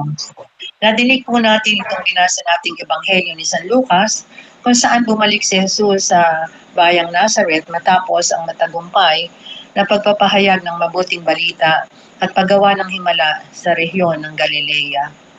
At sa pagpasok niya sa sinagoga, nandun lahat yung mga tao nakatingin sa kanya at inoobserbahan siya. Nakatutok ang kanilang mga mata, ang kanilang pagkatao, at nang binuksan niya ang rolyo kung saan nandun ang kasulatan mula kay Propeta Isaias, nabasa niya yung sumasa akin ang Espiritu ng Panginoon at ito ay nagpapahayag ng paglaya ng mga bilanggo. Ang pagkabawi ng paningin, yung pagmulat ng paningin ng mga bulag, yung pagbibigay ng ginhawa sa mga naaapi, pahayag ng mabuting loob ng Panginoon. Alam niyo, pinaliwanag ni Jesus sa kanyang salita na ang kanyang salita ay magpapalaya ng mga karamdaman. At ito naman po ay totoo, hindi po ba? The Word of God nagpapalaya sa atin ng mga karamdaman. Hindi lang po yung karamdamang physical, karamdamang spiritual. At rin po ay nagpapalaya sa mga bilanggo. Ano mo ang mga bilanggo? Hindi po yung bilanggo lang na nasa piitan. Kung tayo po ay nakabilanggo sa hindi magaganda gawi ng ating mga sarili, yung mga pangit na ugali, mga pangit na gawi, yung hindi magaganda, magpapalaya po tayo nito. At ito po ang nangyayari pag tayo po ay nakikinig at inuunawa natin ang salita ng Diyos. Ang salita ng Diyos po ay papalaya rin sa atin, sa ating kamangmangan, sa ating pananampalataya. Yung hindi natin alam, yung ating pananampalataya. We do not know anything about the faith. Ito ay nagpapalaya sa ating mga pagkatakot, di po ba? Sa mga unos ng buhay, nagpapalaya rin sa ating mga kasalanan. Kaya kailangan po ay kapit tayo sa salita ng Diyos. Ito rin ay nagpapalaya sa atin sa kamatayan. Maaring hindi lang kamatayan per se ng ating katawan, kundi kamatayan ng ating espiritu dahil hindi natin kilala ang ating Panginoon Diyos. Sa banal na kasulatan nasa sulat mismo ang batas ng ating Panginoon, ang pakikipagtipan niya sa kanyang bayan. Pinahahayag din at ipinaliliwanag ang kalikasan ng Iglesia bilang katawan ni Kristo. Alam niyo po, hindi natin nabasa yung pangalawang pagbasa para po sa araw ng linggo kung saan sinasabing iisang katawan na maraming bahagi. Yung madalas nating pinagninilayan pag tayo ay nagninilay dito sa katawan ni Kristo, no? Na maraming bahagi ito, ang ating simbahan. Maraming bahagi ang katawan, may kanya-kanyang gampanin, pero iisa lang ang katawan at ang ulo ay ang ating Panginoong Heso Kristo. Sa katunayan po, pag tinanong natin, pag nagbibigay lalo po ako ng mga panayam, tinatanong ko, sino po ang may mga Biblia sa kanilang mga tahanan? Ayan. Ano ang sagot? Mas madami, Sister Minerva, pagkasama kita, ano ang obserbasyon mo? Pakitaas nga po ang kamay na may mga Biblia sa inyong mga tahanan. Ayan. Halos lahat natin nagtataas. Ang dami, Biblia sila. nagtataas. Kaya lang, pag tinanong ko na, nagbabasa po ba kayo ng Biblia, ng salita ng Diyos? Unti-unti na po, nawawala na po yung taas ng kamay. Lalo pag tinanong ko, nagbabasa ba kayo ng Biblia, ng salita ng Diyos, ng mabuting balita, ng kaligtasan, araw-araw? Nako, wala na. Swerte na kung minsan, mapalad na kung minsan may isa o dalawa na nagsasabi na talagang nagbabasa sila ng salita ng Diyos. Bakit po? Kasi ang salita ng Diyos talaga ay napakalaki ng nagagawa sa ating buhay. Amen po ba? Amen. Tulad ng sinabi, nagpapalaya at nagbibigay sa atin ng kaunawaan sa kamangmangan natin sa ating pananampalataya. If we believe and listen to the Word of God, talaga pong mangyari maraming mababago sa ating pagkatao. Dahil ang salita ng Diyos ay buhay. Amen po ba? Amen. At kung tayo po ay talagang naniniwala sa salita ng Diyos, kailangan po ay mapagnilayan natin ang nasasaad sa Biblia, kung meron man tayo binabasa natin, kung ano ang epekto nito sa ating buhay, sa araw-araw. Sabi nga po sa pang-araw-araw na buhay, ang pagbabasa ng banal na kasulatan ay napakalaga dahil ito po ang gabay para sa isang maayos na buhay Kristiyano. At ito pong salita ng Diyos ang susi. Take note, ito po ang susi. It is the key ng ating kaunawaan sa kalooban ng Diyos. Kasi ang Diyos po ang nakakaalam ng lahat sa ating buhay. Pag po kayo ay may Biblia, sabi nga natin na banal na kasulatan, sa tuwing bubuksan po natin ito, sa tuwing bubuklatin natin ang Biblia, hindi lamang tayo bumabalik sa pananaw sa kabutihan ng Diyos sa atin. Kung paano tayo minahal ng Diyos, kung paano niya ibinigay ang kanyang buhay, kung paano niya tinubos sa ating mga kasalanan, kung paano tayo niligtas ng Diyos, at makita natin ang kapangyarihan ng Diyos na mangyayari sa ating buhay. Kasi alam ng Diyos na kailangan nating lumaya. Kailangan ng Diyos, alam ng Diyos na kailangan natin na siya ay sumaatin. He knows what we need, kung kailan natin ito kailangan, kung paano natin ito kailangan. Siya ang nakakaalam. Kaya marapat lamang po na tayo ay magnilay at maniwala sa salita ng Diyos. Kung ito ay naririnig natin, sabi nga ni Sister Tina sa misa, sa pagdalo natin sa mga banal na gawain, naririnig natin na parating binabanggit ang salita ng Diyos. At kung tayo ay talagang makikinig, magiging bukas ang ating tainga. Hindi lang tayo makikinig kung hindi ito ay ating pakikinggan. Kasi kung minsan ang nangyayari po ay nadinig ng isang tenga, lumabas sa kaliwa. Kung minsan naman nadinig lang, dumaan lang parang hangin. Ang mainam po ito ay ating pakinggan sa puso natin ito at nang sa ganon ito ay ating maisabuhay at tunay na maramdaman natin ang epekto ng salita ng Diyos sa ating buhay. Pero sa totoo lang po, excuse me po, bakit kaya marami sa atin ang hindi nananamnam ang salita ng Diyos? Bakit kaya parang hindi tayo naniniwala at sinasabi na si Jesus ay anak ng Diyos? Bakit kaya hindi tayo naniniwala na Jesus ang ating ang sugo ng Panginoon? Bakit hindi tayo naniniwala siya yung propeta na binigay sa atin ng Diyos? Anak ng Diyos na kumikilos sa ating buhay. Marahil po ay tingnan natin ito sa konteksto ng pagiging natural ng maraming tao, yung pong pagiging mataas, yung pagmamataas natin, na tayo ay sabi nga natin, yung panghuhusga natin. Mapagbataas tayo kaya hindi tayo makapagnilay ng mabuti sa salita ng Diyos dahil ang tingin natin, mas marunong pa tayo, kesa doon sa pinapahayag sa atin. Mapanghusga tayo di ba? Nakita nyo, nung si Jesus ay nagsasalita, isang dahilan kung bakit hindi nila mapagnilayan at matanggap ang salita ng Diyos. Dahil kinilala niya sila si Kristo Sabi nila, ayan anak ng karpintero lang yun Bakit siya ngayon nagsasalita ng ganito sa ating buhay? Ano ang ibig sabihin?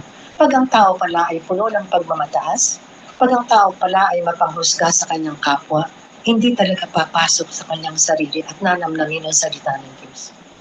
Sa tingin ko, ito yung nangyayari sa atin in our own little way, minsan ay meron tayong isang prayer meeting na may dumadong mga matataas na tao.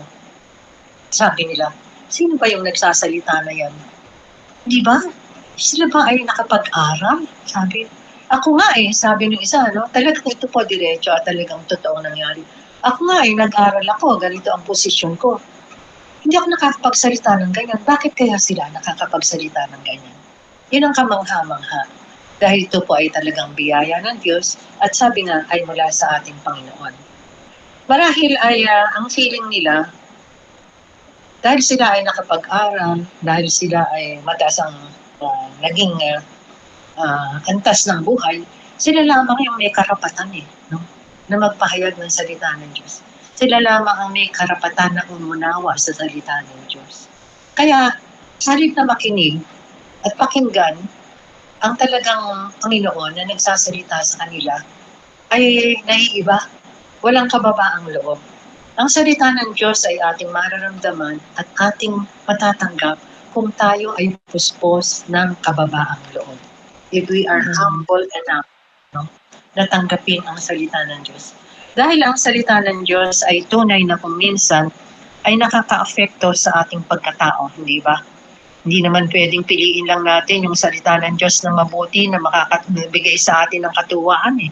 Sometimes yung salita ng Diyos talagang tumitimo. Nabi nga, ang salita ng Diyos ay double-edged sword na pumapasok hanggang sa kaso-kasuan ng ating pagkatao.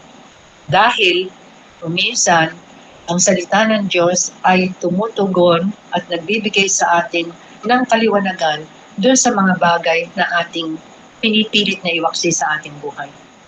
Halimbawa, sabi nga, mahalin mo ang iyong kapwa, patawarin mo ang iyong nagkasala sa iyo. Sa atin, hindi natin matanggap ito eh.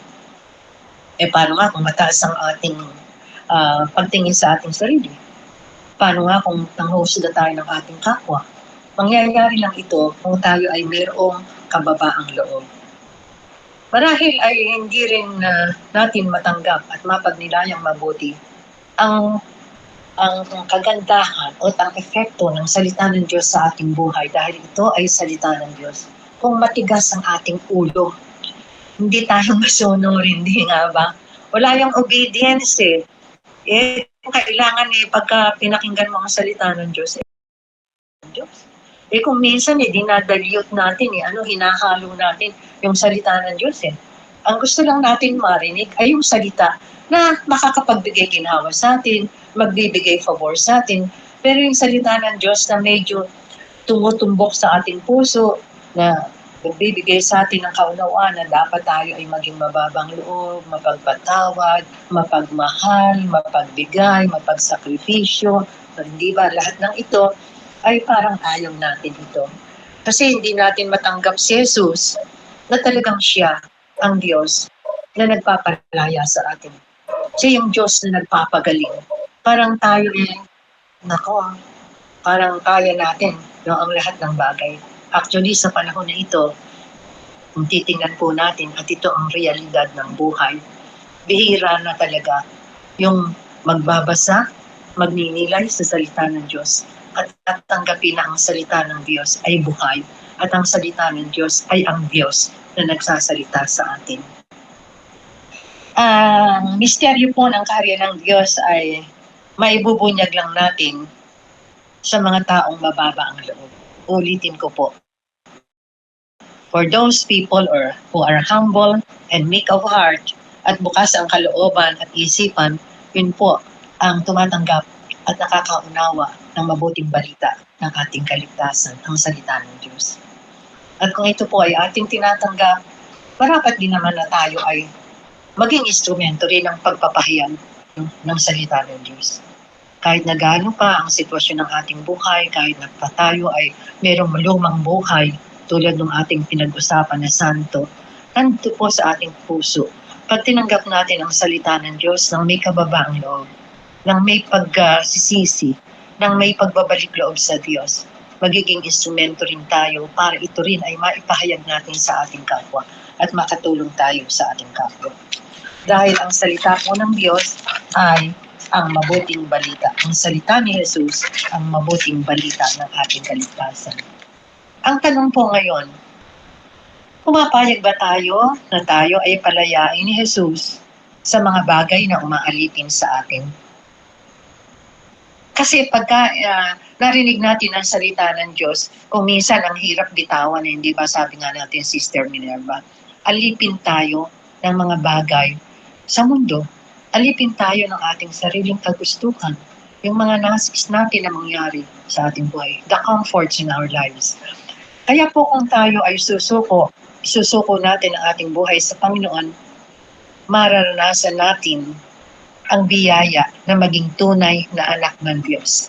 Kasi sabi nga natin kanina, ang Diyos Ama naglalapit sa atin, sa ating Panginoong Jesucristo at nais niya na tayo ay tawaging mga anak niya. Kung titingnan po natin, matutulad siguro tayo kay Maria Magdalena. Ayan, punong-puno rin ng kasalanan, nagbalik loob. Maaring matulad din tayo kay San Agustin, hindi po ba? Yung anak ni Santa Monica. Kay Saint Francis of Assisi, matulad din po tayo sa kanila na isuko natin ang ating sarili sa Panginoon. Tanggapin natin ang salita ng Diyos, na ito ang salita ng buhay. na ito ang makapagpapabago sa ating buhay.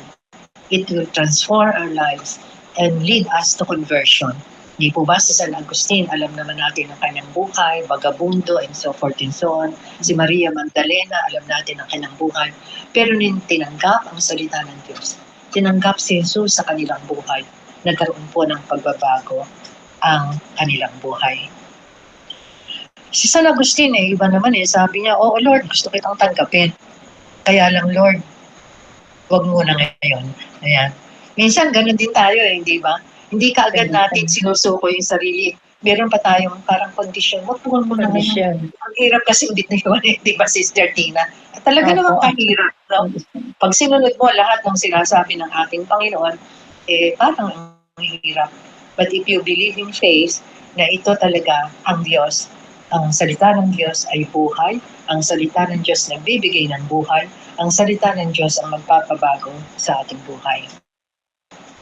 Pag naranasan natin na makalaya tayo dun sa mga bagay na sinasabi sa atin, magiging mabuti, masarap maginhawa ang ating buhay punong-puno ng pag-asa, at nawa ay maging instrumento rin po tayo para tulungan din natin ang iba na makalaya dun sa mga pagkatao na mayroon sila, at ito ay magawa natin, matulungan natin ang ating kapwa na malapit din sa ating mahal na Panginoong Diyos. Nagkaroon sabi nga natin, mayroong lumang buhay, at ang lumang buhay ay nagkakaroon ng isang panibagong buhay. Dahil parati nating sinasabi, if we are with Jesus, we are and no creation. Ang lumang buhay ay wala na. Meron na tayong bagong buhay kasama ng ating Panginoon.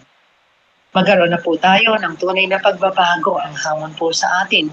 Magkaroon ng tunay na pagbabago, at ito po sana ay maging daan para matulungan natin, sabi nga natin, sa magitan ng ating karanasan, naranasan natin ang biyaya, pagpapala ng Diyos, at maibahagi natin ito sa ating kapwa, na maranasan din nila kung paano talaga ang Diyos ang kumilos sa ating buhay. Amen. Pahayag po natin ito sa lahat ng panahon, sa lahat ng pagkakataon, na ang salita ng Diyos ay mabisa. Ang salita ng Diyos ay si Jesus mismo na tutulong sa atin na magkaroon ng isang panibagong buhay. Sana po, puspusin tayo ng salita ng Diyos, dahil ang salita ng Diyos ay ligaya at lakas ng bawat isa sa atin. Ang salita ng Diyos ay maging bukal nawa ng paglago ng ating pananampalataya, at ito nawa ay magbunsod sa atin tungo sa isang buhay na ganap at kasyasya, isang buhay na kalaan sa paglilingkod at pagmimisyon natin sa ating buhay, katulad ng pagmimisyon ng ating mahal na Panginoong Jesucristo. Amen. Maging instrumento tayo ng pagpapahayag ng mabuting balita ng ating kaligtasan. Ang salita ng Diyos na siyang magiging tanglaw at gabay ng ating buhay sa lahat ng oras, sa lahat ng panahon, sa lahat ng pagkakataon. Tandaan po natin, ang salita ng Diyos ay ating maging sigla at lakas ng ating buhay, habang tayo ay patuloy na naglalakbay dito sa mundong ibabaw. Amen. Sa ngalan ng Ama, ng Anak, Espiritu Santo. Amen. Amen. Thank you, Lord. Yes, Sister Minerva, kumusta ba? No? Ano ba ang nagagawa sa iyo, sa atin? Ano? Alam natin, ang hirap talaga yung salita ng Diyos Pero, makinig Yes, tayo. Nanay. Yes. Opo. Sabi nga po dito sa Ebanghelyo, bilang mga binyagang Kristiyano, nakikibahagi tayo sa misyon ito. Tinuturo na Ebanghelyo sa atin na balikan ng ating mga kilos sa pagsunod sa ating misyon. Una nga po, ipakikitungo sa dokta. At saka yung tanong nga ni Nani kanina sa atin na nakikiano na ba tayo sa Panginoon? Makalaya. Yes. Opo, yung magkalaya. Siyempre po, pag po talaga nagpasakop na tayo sa Panginoon tinatanggap na rin na natin sa sarili natin yung masaktan tayo, malamangan tayo, talagang pangunawa na yung laging mangingibabaw sa atin, at yun nga yung tinuturo sa atin na Ebanghelyo ngayon, yung kababaang loob, na makita talaga sa atin si Kristo, at makita rin talaga natin yung mga kapatid natin, lalo na yung mga dukha. At ang sabi nga rin po dito sa Ebanghelyo, tayo din kasi yung mga bulag. Di po ba? tayo mga bulag dahil ako rin po nung araw hindi ko rin nakikita yung aking kapwa. Puro sarili ko nakikita ko, nagiging makasarili. Pero nung tayo ay nailalapit na sa Panginoon, na unti-unti na nating nakikita yung ating kapwa, nakapagbabahagi na sa ating kapwa. At ang maganda po rito, yung tunay na salita ni Lord ang maibahagi natin. At may share nga po ako, sabi ko nga, minsan, syempre, mga anak ko, may mga kaibigan na tumutuloy dito. Minsan, natutuwa sila kasi bihira nga raw makita sa isang tahanan yung nagdadasal, nagro-rosaryo, na inaamin naman din nila talaga na hindi nagagawa sa kanilang tahanan. Nasabi ko nga, ito yung isang bahagi din na nakikita sa atin na ating kapwa, na tayo rin ay maging daan, na makitaan talaga, na nagagawa natin yung misyon na binibigay sa atin ni Lord, na yun yung may makita talaga, may matutunan. Kaya natutuwa rin po ako dahil dito naman po lahat ng pamilya ko ay nagkagawa rin ito. Sabi nga ng ibang pamangkin ko, Mama, bakit si tita ganon gagawa nila? Yun po, yung may natututunan sila, may nakita sa atin. Lalo na nga sa buhay paglilingkod natin, tunay na binibigay sa atin ni Lord yung liwanag. Yung pagiging bulag natin, unti-unti ni Lord na binibigay sa atin na yung pagkabulag na ito, binibigay niya lahat nung makita natin. Makita natin sa bawat aspeto ng ating buhay, lalo sa ating kapwa, na hindi lang yung pagbabahagi na magbigay ka ng sa pangangailangan nila, kung hindi yung talagang mailapit natin ang ating kapwa sa ating Panginoon, pakikipag-ugnayan sa Panginoon, pakikipag-niig sa Panginoon. Ito yung isang malaking pagpapala na tayo makapagdala patungo sa ating Ama. Amen. Amen. Kasi sabi nga natin pumapayag ka pa na ikaw ay palayain ni Jesus sa mga umalipin sa atin. At alam natin yung umalipin sa atin, sabi nga natin, pera, kayamanan, kapangyarihan, pagiging makasarili, hindi ba? Yun nga yung nawawala ka ng loob sa iyong kapwa, lalo na yung mga naaapi, yung mahihirap, yung mga nagkakaroon ng mga injustices, hindi ba? Yung nangyayari sa ating paligid. Kaya ito po ay isang talagang hamon sa atin. Na talagang pag nandyan si Jesus, at kung ano nga yung naranasan natin, di ba? Yun ang parati nating sinasabi, nakakaranas tayo ng kaligayahan, nakakaranas tayo ng kapayapaan, ng katuwaan, di ba? Huwag natin sarilinin ito.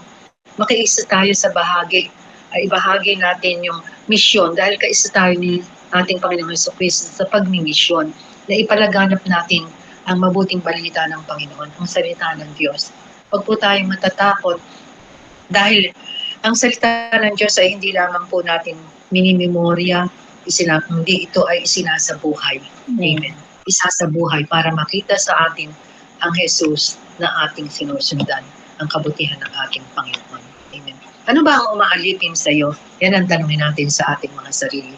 Handa ka ba na lumaya sa mga bagay na umaalipin sa iyo o pumipigil sa iyo para magkaroon ka ng isang bagong buhay sa ngalan ni Jesus? Tingnan po natin ito. Kayo lang po ang makakasagot nito at ito po ang hamon sa atin. Sana nga sa araw-araw tingnan natin, may mga Bible kayo dyan. Ulitin ko po, huwag niyong itago sa cabinet. Huwag niyong ilagay dyan sa kung saan-saan na inaalikabukan na. Buksan po natin, buklatin natin para nang maunawaan natin ang pagmamahal ng ating Panginoong Diyos. Sister Allen, ikaw naman, ano naman ang iyong masasabi sa ating pinagnilayan? Nakamute ka, Sister Allen. Wala kang sound, walang sound. Nakamute ka, Sister Allen. Yan. Kasi kanina pumasok yung anak ko, nagsalita siya, tinurn off niya yung microphone. Sabi nga po dito, mission possible sa ating pong mga buhay. Paano nga ba mabibigay natin ang ating mga sarili? Paano ba nga tayo lalaya sa ating mga bihag ng ating karamutan, bihag ng ating mga pride, bihag ng ating mga yung sarili, yung laging sarili natin, hindi yung kalooban ng Diyos. Handa na po ba tayo? Sa akin pong buhay, ito po ay isang proseso, unti-unti po at nagsusumikap na makalaya sa aking katigasan ng ulo. Ayan. nagsusumikap na makasunod sa talagang pagkapit kay Lord, makalapit sa Kanya. Yan nga po, kailangan tayong handa na. First, para sa akin po talaga, little by little, every day, Jesus is changing me. Ayun. Di po talaga po madali yan proseso din po talaga. Kakayasin po tayo parang kawayan, kikinisin, sisilaban para kuminis at maging isang kubong maganda. Amen. Yes. At mangyayari lang yun kung talaga tayo ay willing to change. Willing. Basta po Sabihin open natin, for a change. Yes, We are yes, Lord, open for gusto a ko. change. Yes, gusto ko Lord, kaya lang, pwede ba wag muna? Kailangan i-willing tayo, nandun talaga yung bukal sa ating puso na gusto Proseso, natin. ipoproseso tayo. Amen. Kasi kung hindi naman bukal sa ating puso, paano mangyayari yun? Di ba? Kailangan, you have to make a choice to do good or kung ano ang gusto mong mangyari sa buhay. Panginoon. Dahil ang Diyos ay isang gentleman God. He will not force Himself to you, not unless you make a choice. Ikaw rin ang pipili kung ano ang Life is gusto. a choice. Iiwanan mo Amen. ang lumang buhay, magkakaroon ka ng bagong buhay. Yun ang sinasabi sa atin ng Panginoon. Sister Tina, konti lang po. Yes, Ako, Nay. insight. Siyempre, Nay, mas gusto natin yung magkaroon ng bagong buhay. Mas maganda po yun kasi nga, pag meron tayong bagong buhay, talaga doon natin na mararamdaman talaga ang kasama natin ng Diyos. Ganun. At sa bagong buhay natin, matatanggap na natin na makakawala na tayo sa ating mga sarili. Yung sarili na ayaw natin pawalan na gusto natin tayo ang may makapangyarihan, tayo ang mataas, tayo ang dapat hindi na ganun. Talagang tanggapin natin na may kababaan loob na. Kasi doon din magsisimula yung talagang pagbabago natin sa ating sarili. Kasi kung di natin tatanggapin, din tayo mababago. Naroon pa rin tayo sa lumang buhay natin. Kaya nga po, doon sa pakikinig natin sa salita ng Diyos, pwede naman tayo na magbasa dito sa bahay natin or umattend ng misa, makinig sa homilya ng ating mga kaparian at namnamin natin. Sabi nga ni Nanay, wag lang pasok dito, labas dito. Ang mas maganda sana, pumasok dito at ilabas natin sa ating buhay. Pagsumikapan natin yon na gawin, hindi lang ngayon, hanggat maaari, umpisahan na natin. Umpisahan na natin, hindi na yung bukas na lang po, isang linggo na lang. Ano po, sabi, gusto ko po Lord magbago, kaya lang, pwede po ma, wag muna ngayon. Parang ganun Parang yung kakain ka ng sasabihin mo, bawal yung cholesterol, pwede ba ngayon na? Saka na lang ako mag-dieta. Hindi po ba? Okay. So, kailangan natin talagang desisyon sa ating mga sarili. May konti po kasi share, Nanay. Kasi natuwa kami sa isang ka-sister namin na to, na aminado siya, ang tali-talino daw niya, kasi ilang course ang natapos niya. Tapos, gulat na gulat siya dun sa nagdasal. Bakit ako hindi ko kayang gawin yon? Kaya ngayon po, nung nakilala niya talaga si Lord, gusto niya pumupunta doon pagka mag-anointing na. Kasi turuan niyo nga ako kung paano magdasal. Kasi aminado naman siya na sa magandang buhay niya, mataas ang pinag-aralan niya, pero mangmang daw siya sa salita ng Diyos. Ang nakakatuwa doon, inaamin na niya sa sarili niya na bakit hindi ko kaya magawang magdasal? Paano niyo bang nagagawa yan? Samantalang ang tali-talino ko, sabi niya gano'n. Tapos po, ako ginugol ko yung yaman ko sa pagsusugal, lahat. Natutuwa kami sa kanya kasi inaamin na niya lahat yung talagang naging niya sa buhay niya. Na ngayon, simpleng, sa mga dasal, tuwan-tuwa na siya pag nakakarinig siya. Nung minsan nga po, paano ba Sister Minerva yung dasal na yan? Ikaling gano'n. Kaya nakakatuwa po yung gano'n na makikita mo yung kapwa mo na talagang nagsusumikap na siya na makalapit na siya sa Panginoon. Yun po. Kaya thank you, Lord. Salamat sa Diyos. Kasi naman ang pananalangin ay matutunan din natin, ito ay pakikipag-usap sa Diyos. Kasi kung minsan, kaya hindi nagiging masyadong personal, kailangan ay may personal na relationship sa Panginoon. Yung puso sa puso. Andyan yung mga sabi nga natin, mga prayers na talagang andyan na, no? Yung mga dinadasal natin, yun ang sinasabi nating dasal na pero kailangan din talaga yung dasal na nagmumula sa puso dahil ang dasal ay pakikipag-usap sa Diyos. No? Pagdala ng ating puso sa puso ng Panginoon, tibok ng ating puso sa tibok ng ating Panginoon. So yun po ang kailangan natin. Kaya marahil ay pwede nating sabihin sa Panginoon na Panginoon, bigyan mo ako ng karunungan. Give me the wisdom, the foresight, the strength of character to do what is right and good. Amen. Gawin mo ako na hindi lang tagapakinig, kung hindi tagagawa ng iyong mga salita. Make me only a hearer of your word, but a doer of your word. At makikita natin talaga ang epekto nito sa ating buhay. Amen. So, sana po ay talagang buksan na natin ang ating mga puso. Open our eyes, Lord. We want to see you. Open our ears, Lord. We want to hear you. Open our heart, Lord. We want to feel you. Amen. Maraming salamat. Amen. So ngayon ay dadako tayo yung konti na ng ating oras sa pagbati. Sino ba yung tumanggap ng mga pagbati? Sister Minerva? Okay, Tingnan brother. natin Sister ang Tina, mga kapatid. President, Brother Jeff. O si Brother Jeff, makapwede Okay, siya ng Sister. magsabi. Amen. Sa Habang akin ba? inaantay Sa po- akin ba? Pwede na Sa siguro akin, pinadala. Habang inaantay Ayan, po Sister natin, tayo Allen. po ipapadala Sister Tina. Yes, Batiin po muna yes, natin yes. ang lahat ng mga prayer groups po na talaga namang ngayong taon ng January ay puno-puno tayo ng pag-asa. Patuloy po namin binabati ang lahat po ng prayer group na every Monday, ang Sarili Prayer Group, Santo Cristo, ang San Isidro, at ang ating pong, tsaka po Barrera Prayer Group. Ang ating pong Tuesday Prayer Group ay Sumakab Norte, Sumakab Sur, at San Juan Akpa, na talaga naman lahat ng ating mga head coordinators ay masigasig na tumutugon sa ating Panginoon. Ang ating pong Wednesday naman ay ang Camptinho at Cabo Prayer Group. Ang ating naman pong Thursday ay San Felipe Prayer Group at Bukod Prayer Group.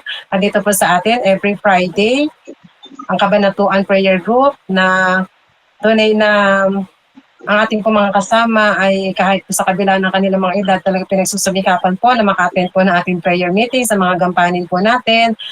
At alam po natin na marami pong plano si Lord ngayon, di ba nanay? Na talaga magkakaroon na po tayo ng LSS, ng formation, lahat-lahat po. Ito po yung magiging way ni Lord para po mas lumago tayo, mas lumami tayo, at mas mapalapit tayo sa ating Ama. Nilalapit tayo ng Ama sa ating anak. Kaya yun po, sa bawat tulungan po ng bawat isa, lalo na po ang bawat ministry natin ngayon ay talagang higit na tayo maging masigasig sa ating pagtugon sa ating mga gampanin para tunay na makita sa ating si Lord. Amen po. At binabati ko rin po ang aming counselor, si Sister Seni, ang aming pong shepherd. Pagbati muna. Ayan na po. Sige po. Okay Ito. po. Ayan pala kay Ngayon po Sister Allen. ang mga nakasama po natin dito sa ating programa. Nakasama po sa ating talakayan. Andito po ang mga pagbati. Andito po si Sister Marisa Tinio, Sister Esperanza Tuan Balmores, Sister Maria Lorena Alacon, Sister Ana Soriano, Sister Tessie Palilio, Sister Mercy Manieja, Sister Elena Eva, Sister Lucia E. Penrapada, Sister Charity Umali, Sister Maria Teresa Avenido, Sister Betro Masanta, Sister Edita Paulik, Sister Connie Galvan, Sister Evelyn Lozano, Sister Mayra Luz Pungo, Sister Purificacion Pineda Asuncion, Sister Rosima Umali, Sister Seni Rivera, Sister Laika Sandria Badilla, Sister Cornelia Bagus, Brother Freddy Canilas, Sister Baby Cabrera, Brother Arnold Mulawin, Sister Lourdes Valdez, Sister Victoria de Guzman, Sister Hazel de la Cruz, Sister Seni Sabado, Sister Angela Dulay, Sister Vivian de Ocampo Benin, Sister Marilyn Sagubre Megarbio, Sister Gemma Ortiz, Sister Pelomena Tinga, Sister Janet Jacinto Jeronimo, Sister Vic Laput, Sister Annie Nario, Brother Darrell Padua, Sister Genevieve Cadabos Clerigo, Sister Nora Pascual, Brother Joel Benitez, Brother Ronnie Tino, Sister Malu Abara, Sister Miss Carino, Sister Connie Sanchez, Sister Norma Quizon, Sister Segunda Pascual Cruz,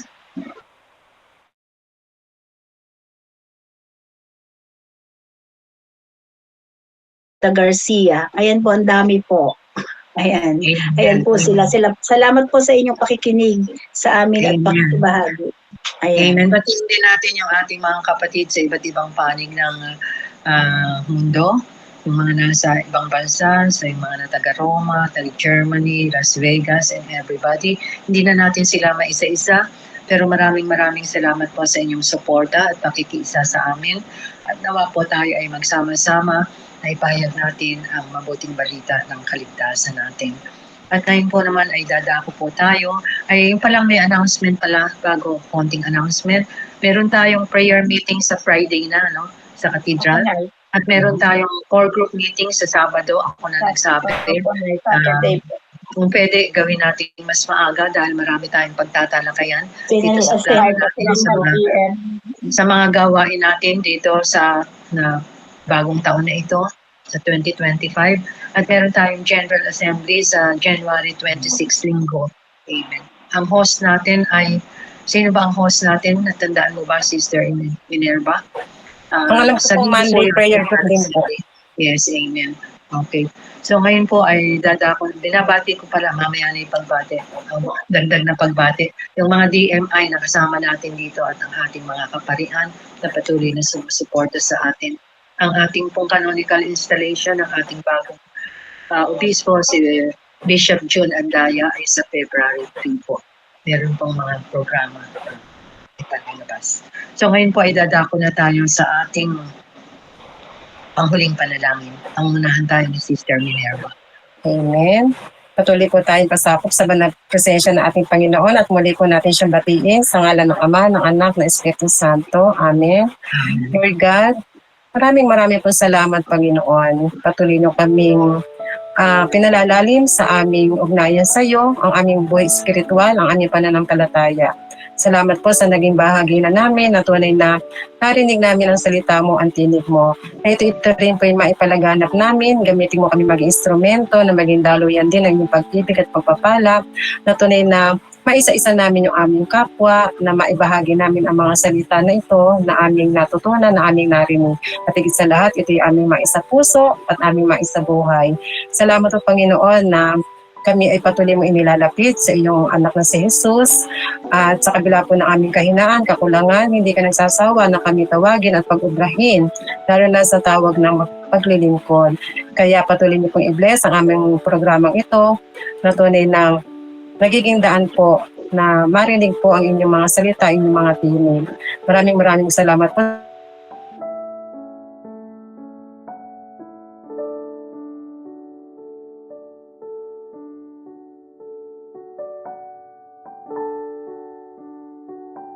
Mas kapag-akay pa po kami sa aming community na ito upang makita po, Lord God, ang inyong kapangyarihan, ang inyong kabutihan, ang inyong pagpapala. Kaya salamat po, Mama Mary, aming ina. Huwag po kayo magsasawa na idulog niyo po ang aming mga hinaing, ang aming mga dalangin sa iyong buktong anak na si Jesus.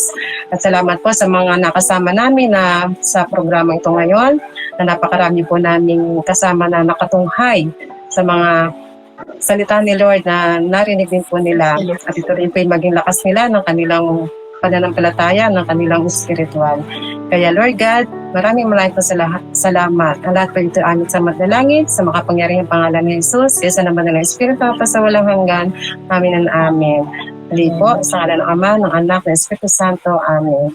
Amen. At ngayon po idadako na tayo sa ating pamamaalam. Yes, Sister Allen. Binabati ko po ang ating sister. Ay, hindi na po nabati. Magpapaalam na po kami. Marami pong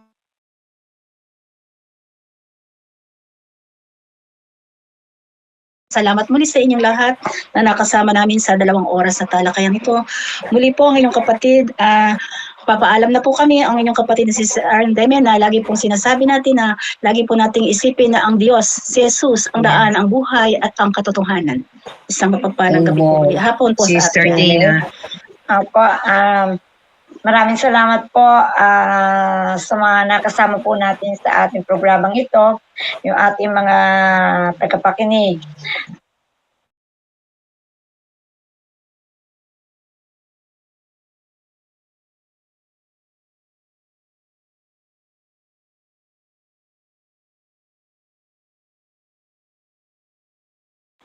Ang ating Panginoon. Kaya kapit lang po tayo. Ano mang Amen. problema, ano mang pagsubok, kapit lang tayo kay Lord. Ito po si Sister Tina Tenyo po ito. God bless you all po. Amen. Amen. Patuloy po natin pagsumikapan sa araw-araw ng ating buhay na mga kababaan loob at si Lord ang tunay na makita sa atin. Patuloy tayo magpakubli sa kanyang likuran upang siya yung laging makita sa atin at higit na makapag-akay po tayo na ating kapwa patungo sa kay Lord. Ito pa inyong kapatid, Sister Minerva Sophia. Amen. Amen. Maraming salamat po sa lahat ng nakinig, sumuporta sa ating programa. At sabihin po natin o dalangin natin sa ating mahal na Diyos, our loving God, to help us remove every doubt, every fear, proud thoughts, which hinders us from receiving His word with humility and trust. At hilingin natin sa Diyos na gawin tayong not only hearers of His word, but also doer of His word. Ito po ang inyong kapatid, si Tita Baby Isguera. Muli bumabati sa inyo ng isang magandang araw, magandang hapon, magandang gabi, saan man po kayo naroon sa iba't ibang panig ng kapulutan. At samahan niyo po kami sa susunod na Sabado na tayo po ay magkasama-sama muli sa ngalan ng ating Panginoon Diyos. Ito po ang inyong kapatid, Sister Baby Isguera. We love you all with the love of the Lord. God bless everyone. Maraming salamat. Thank you, Maraming Lord. salamat. Palakpakan natin. Thank you, Lord. Amen. Thank you. Thank you, Brother Kier. Thank you, Brother Jeff. Thank you po. Thank you. Naka-off na ba? Brother Jeff.